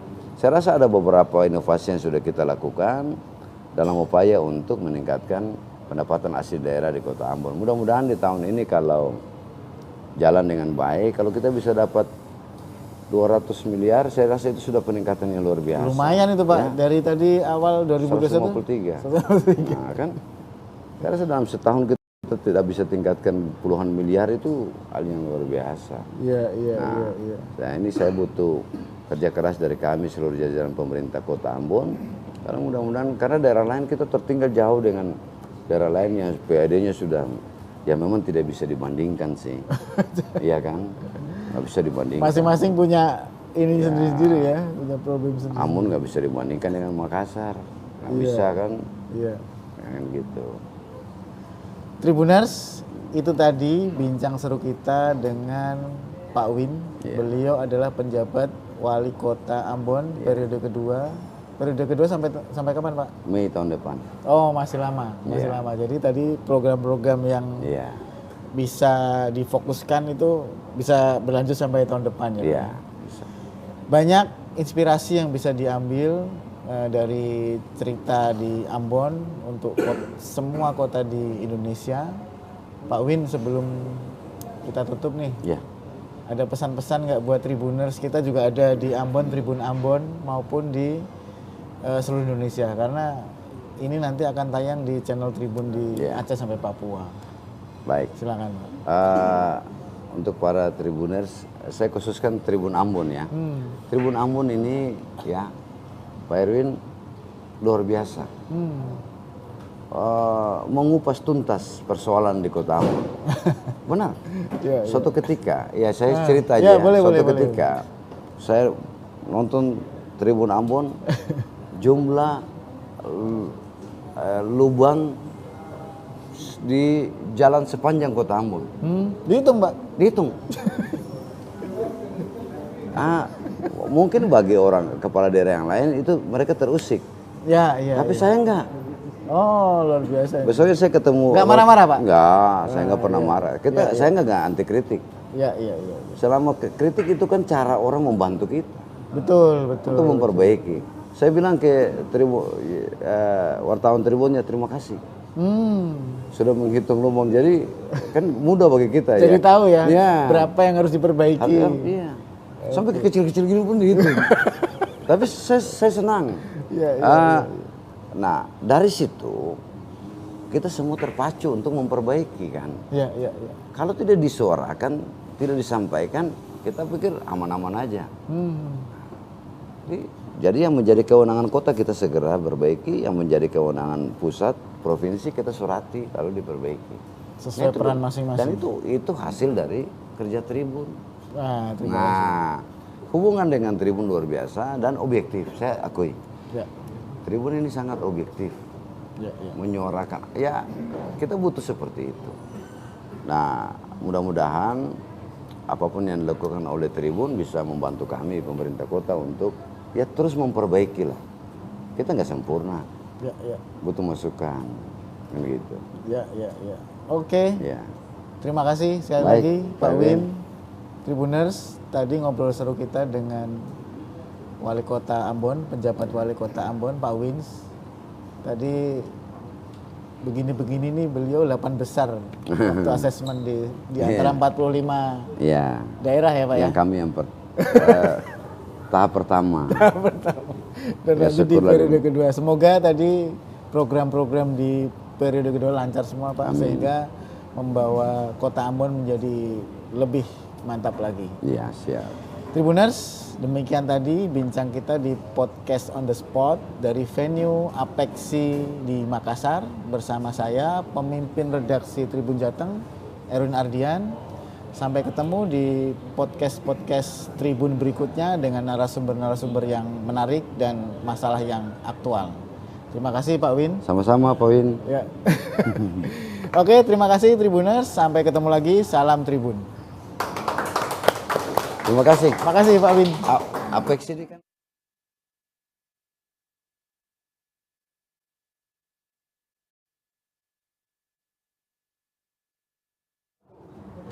Tribuners, bertemu lagi dalam podcast on the spot bersama saya, pemimpin redaksi Tribun Jateng, Erwin Ardian.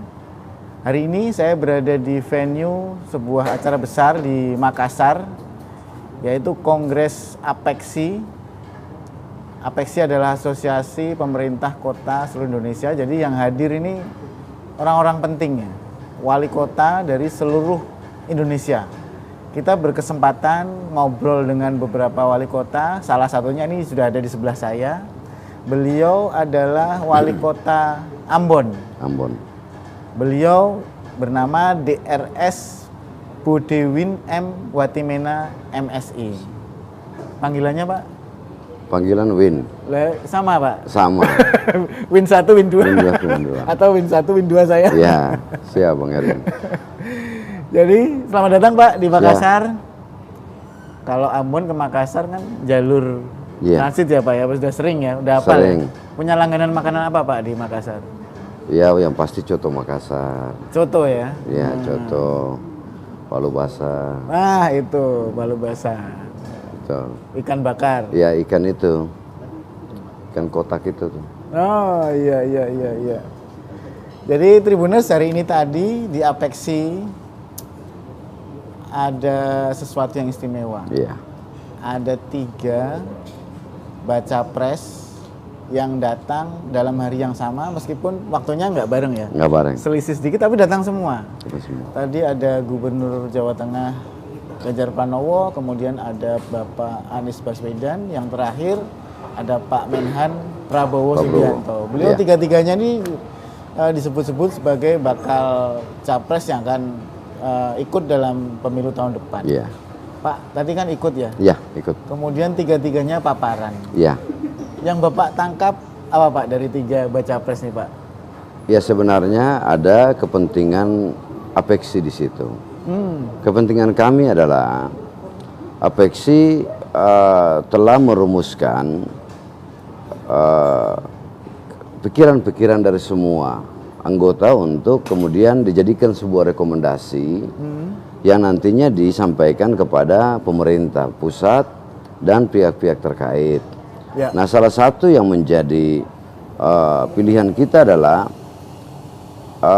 tentang kepemimpinan di tahun 2024. Ya, yang hari ini menjadi perbincangan masyarakat ada 3 sosok yang tadi disebutkan Pak Ganjar Pranowo, kemudian Pak Anies Baswedan dan Pak Prabowo Subianto.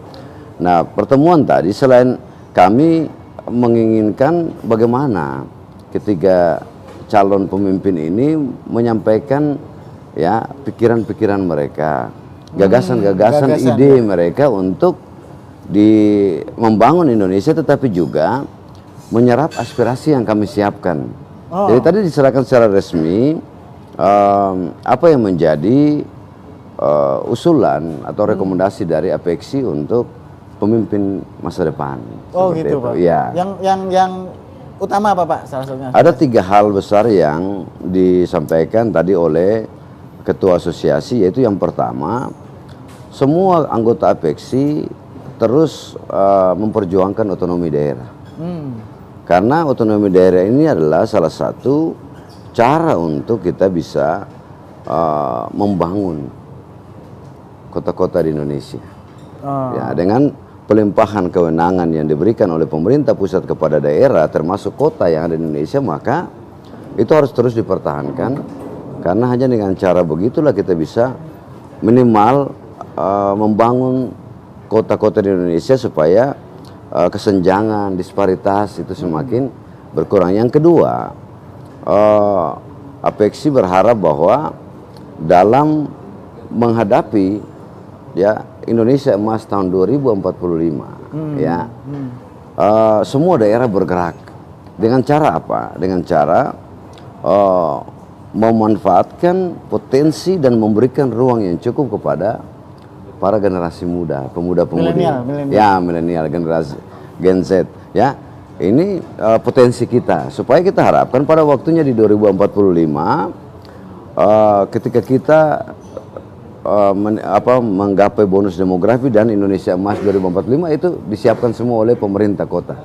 Yang ketiga, tentu saja dalam perkembangan penyelenggaraan pemerintahan, kita diperhadapkan dengan pemilu 2024. Nah, pemilu 2024 otomatis akan terjadi kekosongan jabatan wali kota definitif.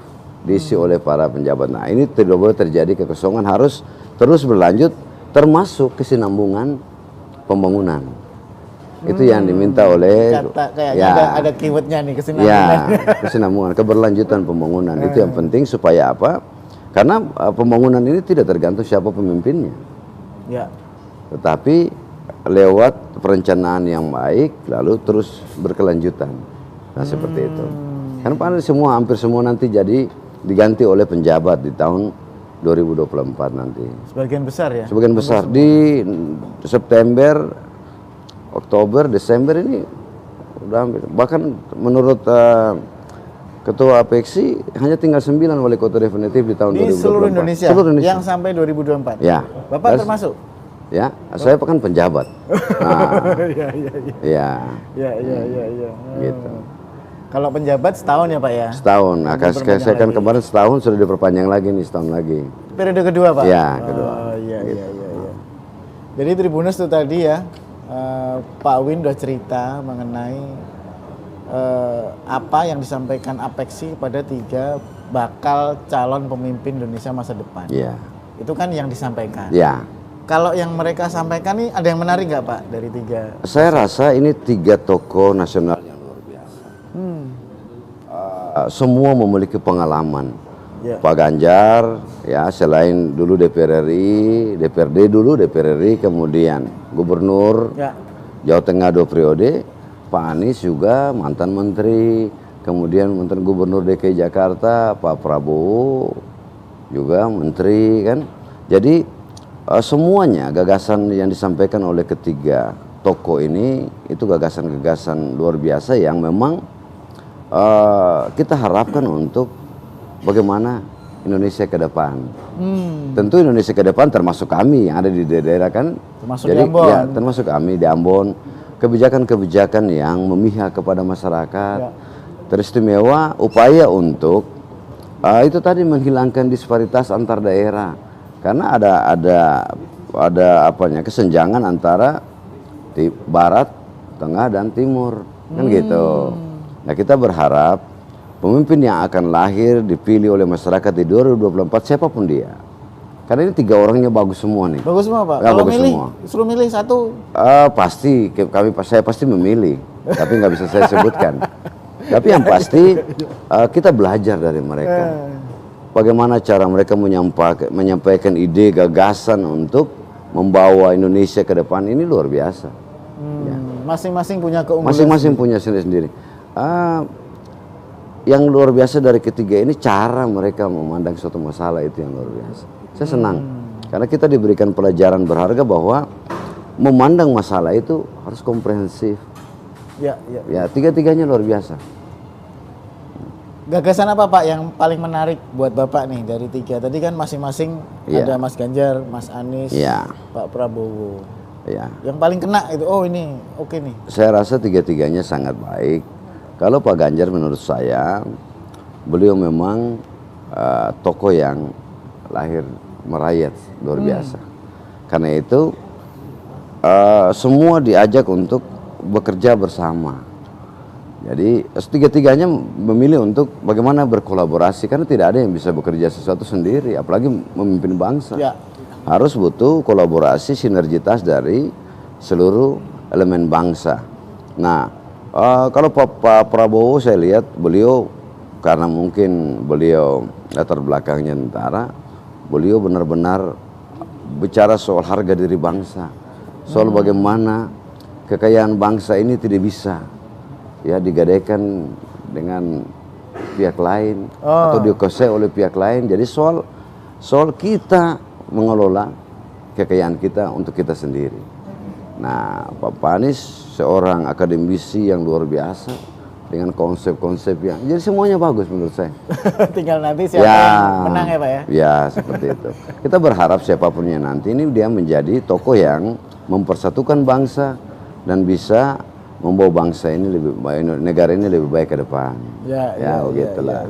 Ya itu tadi kan kita bicara lingkup Indonesia. Indonesia. Ini kan Bapak datang dari Ambon. Sekarang kita ingin bicara soal Ambon Pak. Bapak ini kan tadi ini jabatan yang periode kedua, tahun kedua kan, masing-masing 1 tahun. 1 tahun ya.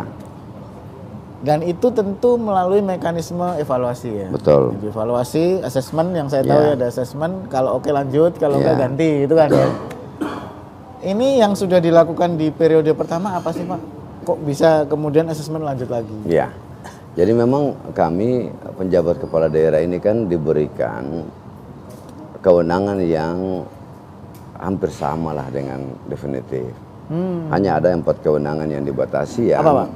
Itu soal membatalkan perizinan yang dilakukan oleh pejabat sebelumnya, melakukan mutasi pegawai. Mutasi nggak boleh? Boleh. Nah ini saya bilang 4 ini boleh tetapi harus izin. Oh, izin tertulis. Ya. Yang lain sama. Nah dengan kurun waktu yang cukup singkat, ya singkat setahun kan singkat aja tuh. Kami ditugaskan oleh Bapak Presiden dan Bapak Menteri untuk memimpin penyelenggaraan pemerintahan khusus saya di Kota Ambon.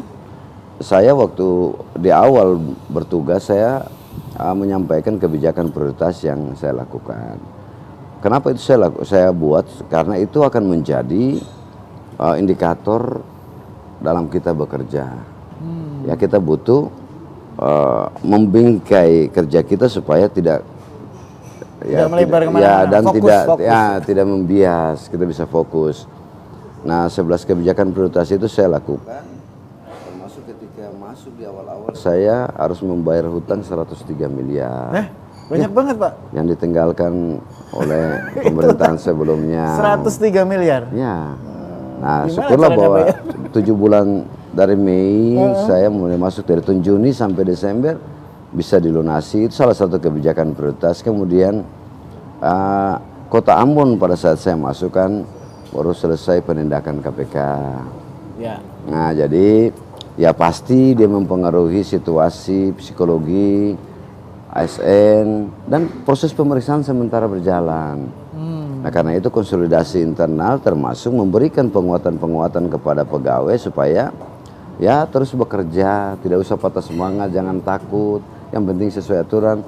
Lalu dan yang lain-lain ada 11 yang setelah dievaluasi di 1 periode 1 tahun kepemimpinan, ya dia menunjukkan keberhasilan yang cukup baik. Nah kami penjabat pun dievaluasi setiap 3 bulan oleh per triwulan? Per triwulan oleh tim Kementerian Dalam Negeri. Jadi masing-masing dievaluasi. Ya syukurlah bahwa di akhir tahun sebelum keputusan perpanjang saya termasuk yang ada di penilaian klasifikasi baik. Berapa nilainya Pak? Ada angkanya nggak? Saya 81, sekian. Wah keren. Jadi masuk di 8 terbaik. 8 terbaik. Kami dari 45 yang penjabat awal. Oh iya. Ya.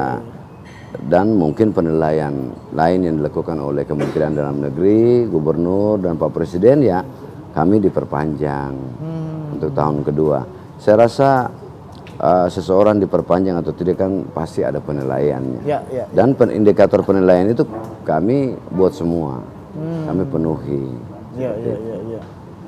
Jadi Pak Win ini kalau yang lain menjabat dapat sangu, ini malah utang nih. Iya. Utang. Nah itu yang tadi saya bilang, pemerintah nggak boleh berhenti, siapapun pemimpinnya kan. Karena itu walaupun itu hutang dari yang sebelumnya, tapi saya berkewajiban untuk membayar. Dan dalam berapa bulan tadi Pak lunas Pak? 7 bulan. 7 bulan lunas ya? Kalau enggak dikejar. Tentu dengan penghematan sana sini kan. Begitu. Kalau enggak dikejar-kejar debt collector loh. Iya. Jadi itu tadi periode kemarin. Ya. Kemudian setelah periode pertama berjalan, Iya. yang namanya orang bekerja itu kan tidak semuanya sempurna. Betul. Pasti ada PR-PR yang masih tertinggal. Apa kira-kira Pak yang harus dikejar ini? Ada beberapa persoalan atau permasalahan di periode pertama yang sudah kami lakukan, tetapi menurut saya belum maksimal.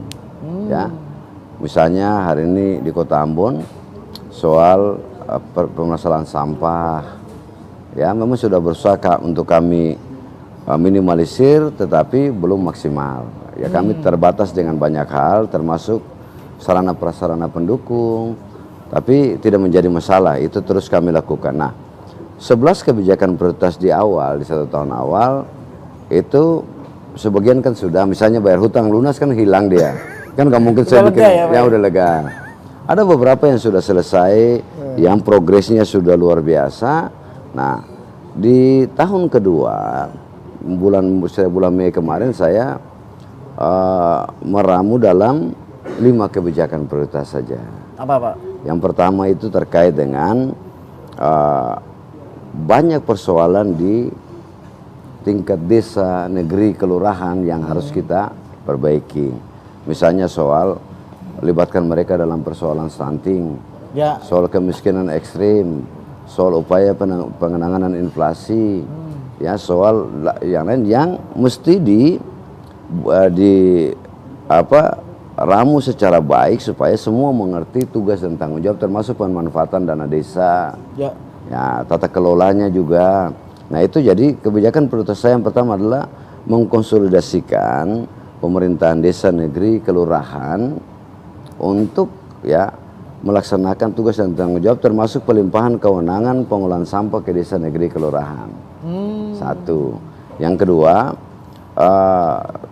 kemarin upaya untuk menata manajemen pengelolaan keuangan aset daerah, peningkatan PAD, ya itu terus kita lakukan, ya itu tidak bisa berhenti. Itu hal yang harus terus dilakukan. Kemudian yang ketiga, kita diperhadapkan dengan kebijakan strategis pemerintah pusat yang harus kita tuntaskan di daerah. Yang tadi saya sudah sampaikan, inflasi, stunting, kemiskinan ekstrim, ya dan lain-lain, itu masuk dalam kebijakan yang ketiga. Kemudian yang keempat, kita berupaya untuk mensinkronkan seluruh program kebijakan pemerintah kota dengan provinsi dan ini yang kadang susah Pak. Pusat, kadang ya. Susah, kadang nggak sinkron. Ya. Apa Pak kiat-kiatnya? Saya rasa, kalau bagi saya, bukan soal siapa yang bekerja, siapa yang melaksanakan kegiatan itu. Bagi saya, manfaatnya yang saya ingin dapatkan. Karena itu tidak boleh pemerintah dengan pemerintah ini ada nggak boleh. Ya. Rakyat yang jadi korban. Iya. Yang terakhir, saya ada dengan tugas yang utama adalah memfasilitasi penyelenggaraan pemilihan umum dan pemilu kada tahun 2024. Yaitu salah satu tugas utama penjabat kepala daerah. Tahun depan ya. Sukses enggaknya kan? Ya, tergantung apa yang kita buat kan gitu. Jadi itu ya Pak, mumpung tadi disinggung Pak, sesuai dengan tema kita kali ini kan koordinasi, konsolidasi dari pemerintah desa, negeri dan kelurahan terkait dengan ini sebenarnya program di semua daerah Pak. Semua daerah. Mengenai stunting dan kemiskinan. Itu kalau lebih terperinci lagi, bagaimana sih Pak cara mengkonsolidasikan ini Pak di Ambon? Iya, saya rasa stunting hari ini dan yang lain pun kita butuh kerja kolaborasi, bersinergi. Karena itu kalau pemerintah kota hanya bekerja sendiri tidak akan berhasil. Karena kita butuh dukungan dari seluruh pemangku kepentingan yang berkaitan dengan itu. Nah, stunting ini kan kita bicara soal gagal tumbuh. Ya, anak-anak yang tidak pertumbuhannya terhambat dan tinggi tidak sesuai dengan usianya. Nah, yang kita lakukan hari ini adalah kita berupaya untuk mengatasi anak-anak stunting yang udah stunting nih. Yang sudah terlanjur. Sudah terlanjur. Nah, padahal yang mesti kita lakukan adalah kita tangani yang sudah terlanjur, tetapi kita berupaya untuk jangan sampai yang lahir baru stunting lagi. Ya, calon. Karena itu upaya penanganan stunting yang dilakukan oleh pemerintah Kota Ambon, kita mulai dari anak-anak remaja putri. Jadi dari remaja putri dikasih tablet tambah darah, ya. Nah, kemudian konseling pranikah. Jadi pada saat mereka mau menikah, kita ya ada bimbingan, ada Pick Air kita, ada banyak yayasan-yayasan yang kita gunakan untuk membimbing anak-anak remaja putri supaya jangan nikah dini. Karena itu berpengaruh besar ya. Kemudian nanti kalau sudah menikah, terjadi proses kehamilan, didampingi, dikasih susu, makanan tambahan untuk ibu hamil. supaya pada saat melahirkan anaknya tidak stunting, ya sehat.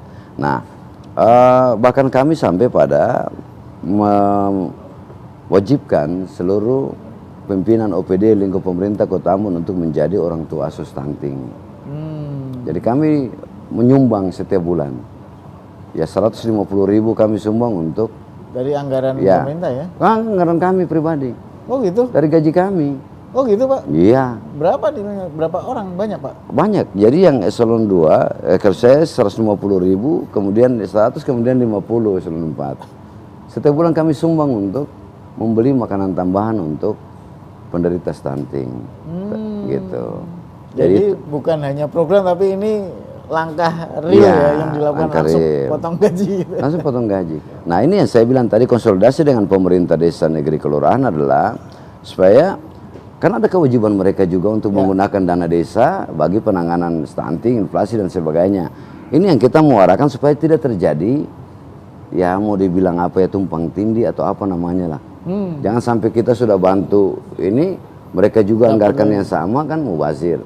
Nah kita sinkronkan supaya apa yang pemerintah kota bantu jangan lagi dibantu oleh desa mereka yang lain, begitu. Itulah konsolidasi seperti itu. Cuman memang di Ambon ini kok saya baca ada istilah negeri. Negeri. Itu apa beda dengan tempat lain? Ya, undang-undang tentang pemerintahan desa itu mengakomodir desa dengan sebutan lain. Desa dengan sebutan lain karena dia masuk dalam desa adat. Oh, jadi negeri itu desa adat? Ya, desa dengan sebutan lain jadi kota Ambon ini kan, ya kalau kita bilang Maluku ini kan negeri raja-raja.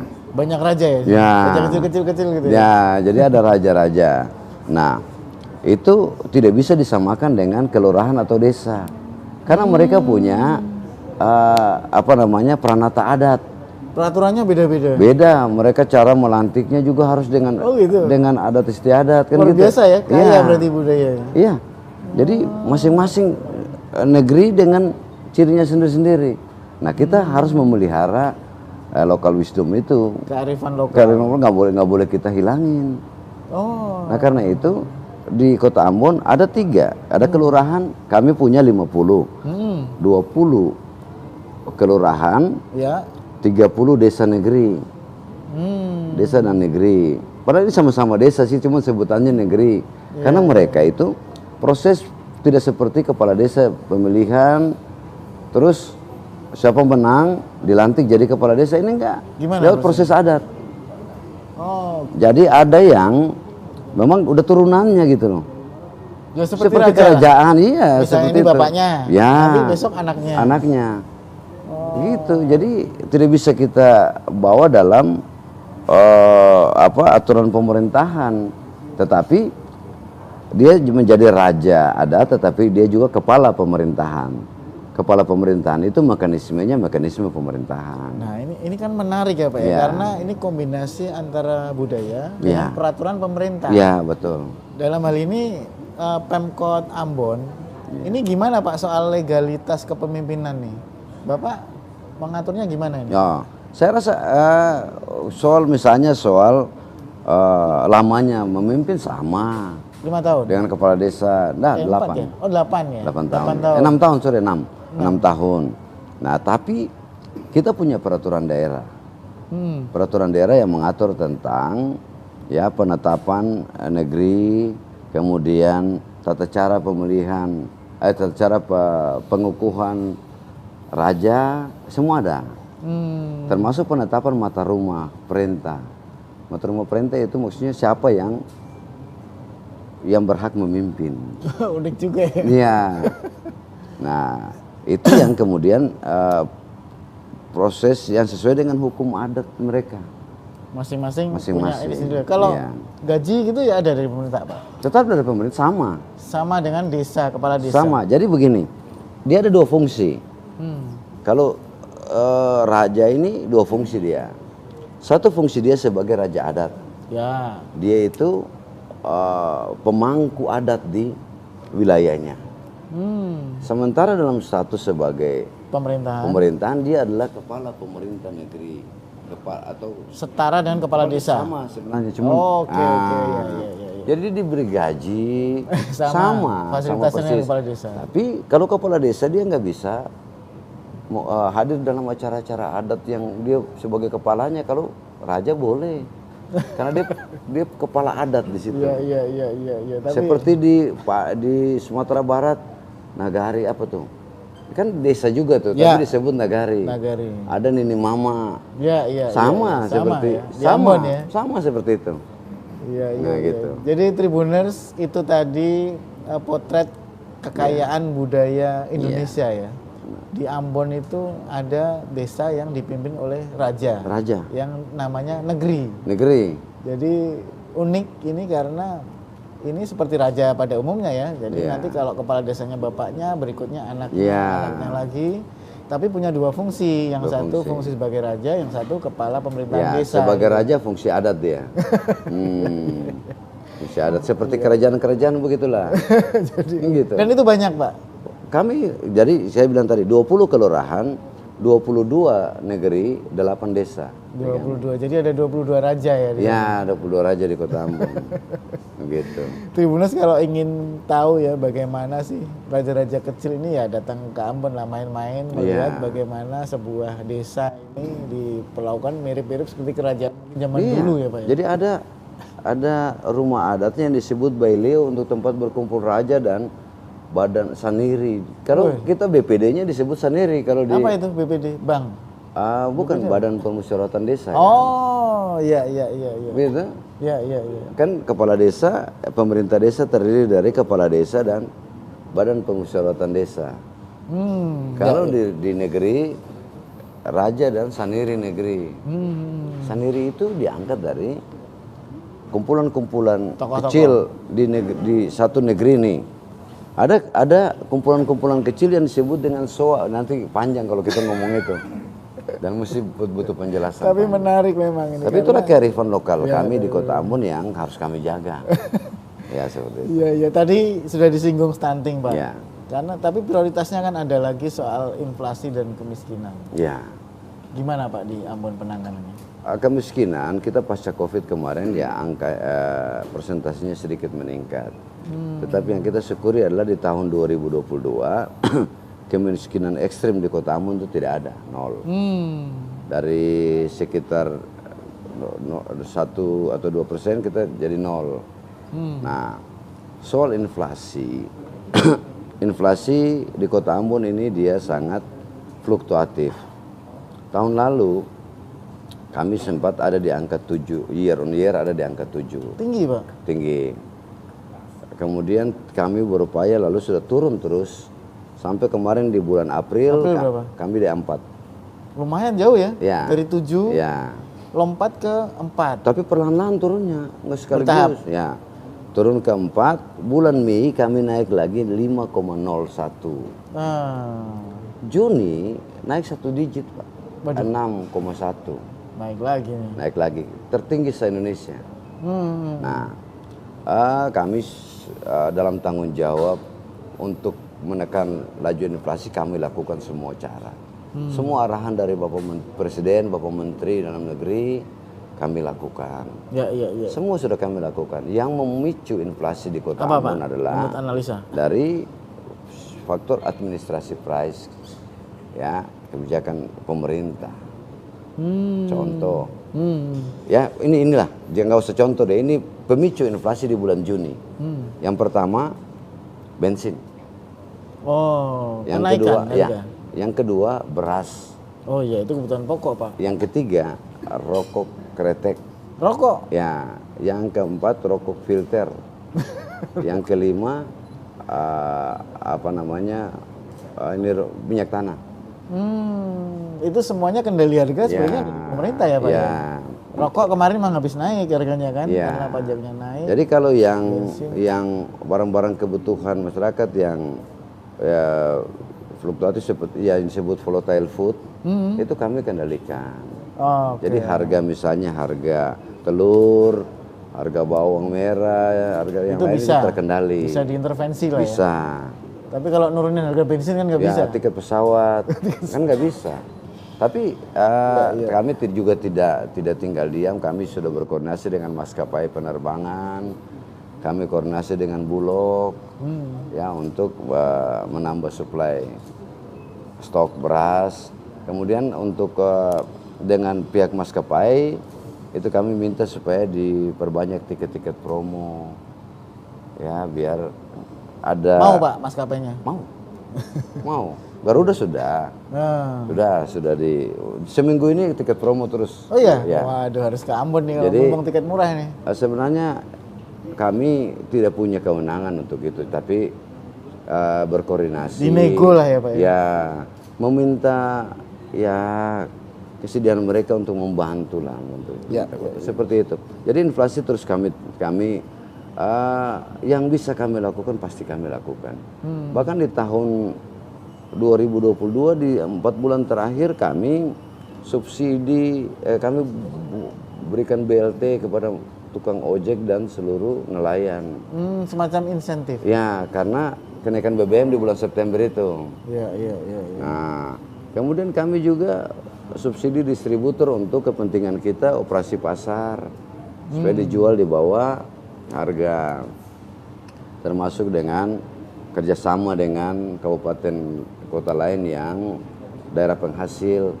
Kami kan Kota Ambon bukan daerah penghasil. Kita butuh kerjasama untuk disuplai dari daerah-daerah lain. Iya. Jadi Tribuners tadi cerita dari Ambon ya, memang masing-masing daerah ini punya problem dan tantangan sendiri. Ya. Masing-masing punya sendiri. Di Ambon tadi dengan inflasi yang cukup tinggi ya. Tapi setelah dibedah, ternyata faktor-faktor yang memicu inflasi itu adalah harga-harga yang sulit dikendalikan oleh pemerintah daerah ya. Betul. Ada beras, kemudian ada bensin, rokok, ya, tiket pesawat. Nah itu mungkin bisa jadi pertimbangan ya, terutama bagi pemerintah di pusat ya yang punya kewenangan atau regulator untuk standar harga di tingkat nasional ya Pak ya. Saya rasa itu tanggung jawab semua kita. Tapi ada yang memang tidak bisa kami intervensi kan. Seperti itu. Tapi terlepas dari itu tentu Pemkot Ambon terus mengawal ini ya Pak ya. Pasti. Terus dikawal ya karena ini tanggung jawab kita semua. Dan itu prioritas. Kan saya tadi sudah sampaikan kebijakan prioritas ketiga saya adalah penanganan inflasi, stunting, kemiskinan ekstrim kan gitu. Mudah-mudahan tahun depan ada hasilnya. Mudah-mudahan. Kalau fokus. Jadi Tribuners tadi kita udah ngobrol panjang lebar ya dengan Wali Kota Ambon Pak Win. Siap. Ini target ke depan untuk meningkatkan PAD ini gimana? Ya. Saya rasa peningkatan PAD mesti menjadi concern dari seluruh pemerintah. Karena apa? Tujuan dibuatkan otonomi daerah ini adalah salah satunya adalah untuk menciptakan kemandirian daerah. Kemandirian itu bisa terjadi kalau terjadi kemandirian fiskal. Jadi daerah tidak bisa saja berharap dari transfer pemerintah pusat, tetapi harus memaksimalkan, mengoptimalkan potensi-potensi yang dimiliki supaya dapat menghasilkan bagi PAD. Nah, saya masuk dengan PAD Kota Ambon realisasi tahun 2021 153 sorry. 153 miliar tahun 2021. Di 2022 akhir kami sudah mencapai 176. Berapa persen tuh naiknya? Terjadi peningkatan sekitar 20 miliar lebih. Lumayan lah ya. Tahun ini kami targetkan 200 miliar. Memang hari ini kita sudah dibatasi dengan kewenangan. Iya kan? Bahkan ada beberapa potensi retribusi yang sudah dialihkan ke provinsi. Nah, tapi sebenarnya potensi kita cukup. Tapi kita masih butuh kerja keras untuk mengoptimalkan potensi yang ada.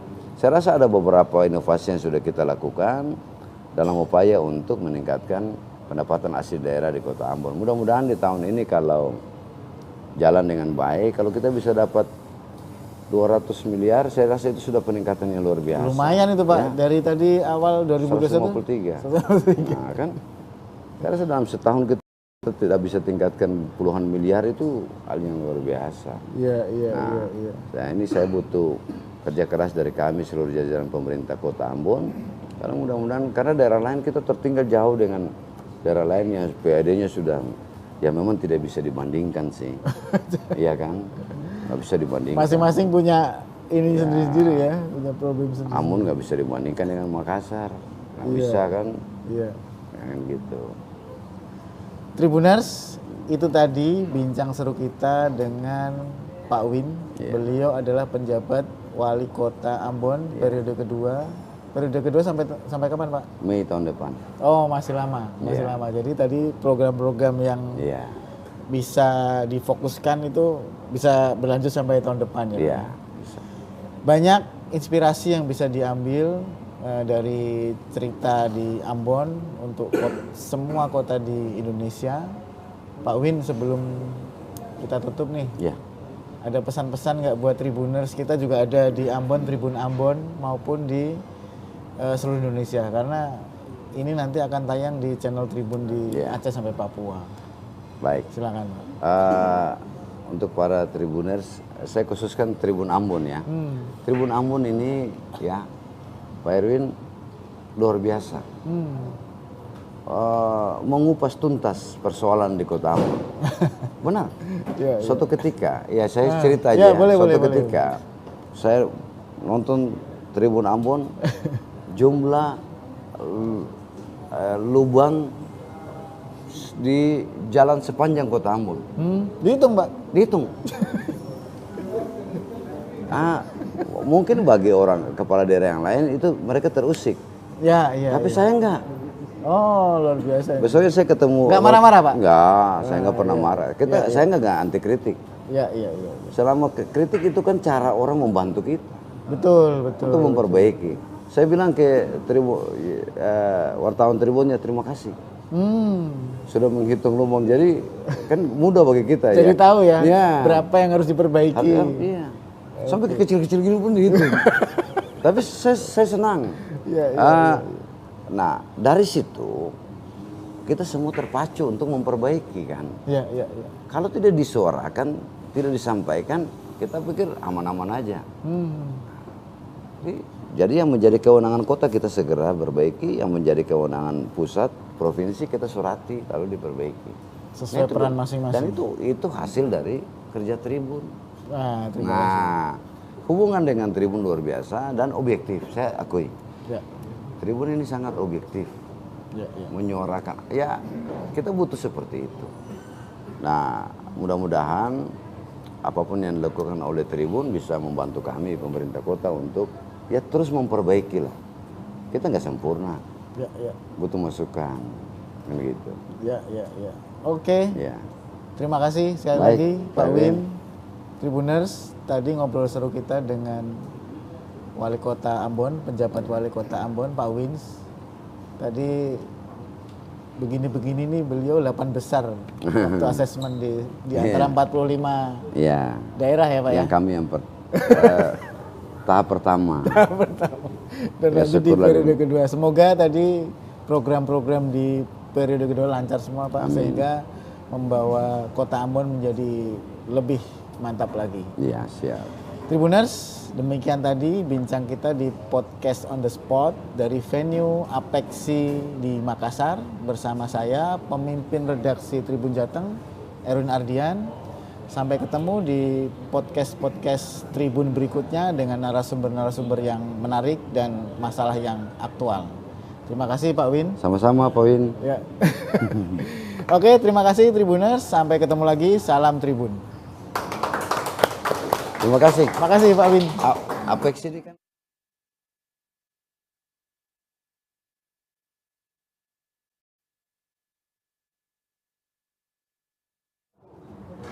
Tribuners, bertemu lagi dalam podcast on the spot bersama saya, pemimpin redaksi Tribun Jateng, Erwin Ardian. Hari ini saya berada di venue sebuah acara besar di Makassar, yaitu Kongres Apexi APEXI adalah asosiasi pemerintah kota seluruh Indonesia. Jadi yang hadir ini orang-orang penting ya, wali kota dari seluruh Indonesia. Kita berkesempatan ngobrol dengan beberapa wali kota. Salah satunya ini sudah ada di sebelah saya. Beliau adalah wali kota Ambon. Ambon. Beliau bernama DRS Budewin M. Watimena MSI. Panggilannya Pak? Panggilan Win. Sama Pak? Sama. Win 1, Win 2. Win 2, Win 2. Atau Win 1, Win 2 saya? Ya, siap Bang Erwin. Jadi selamat datang Pak di Makassar. Ya. Kalau Ambon ke Makassar kan jalur transit ya Pak ya, sudah sering ya, udah hafal. Sering. Punya langganan makanan apa Pak di Makassar? Ya, yang pasti coto Makassar. Coto ya? Ya, coto. Palu basah. Nah itu, palu basah. Betul. Ikan bakar. Ya, ikan itu. Ikan kotak itu tuh. Oh iya. Jadi Tribuners hari ini tadi di APEXI ada sesuatu yang istimewa. Iya.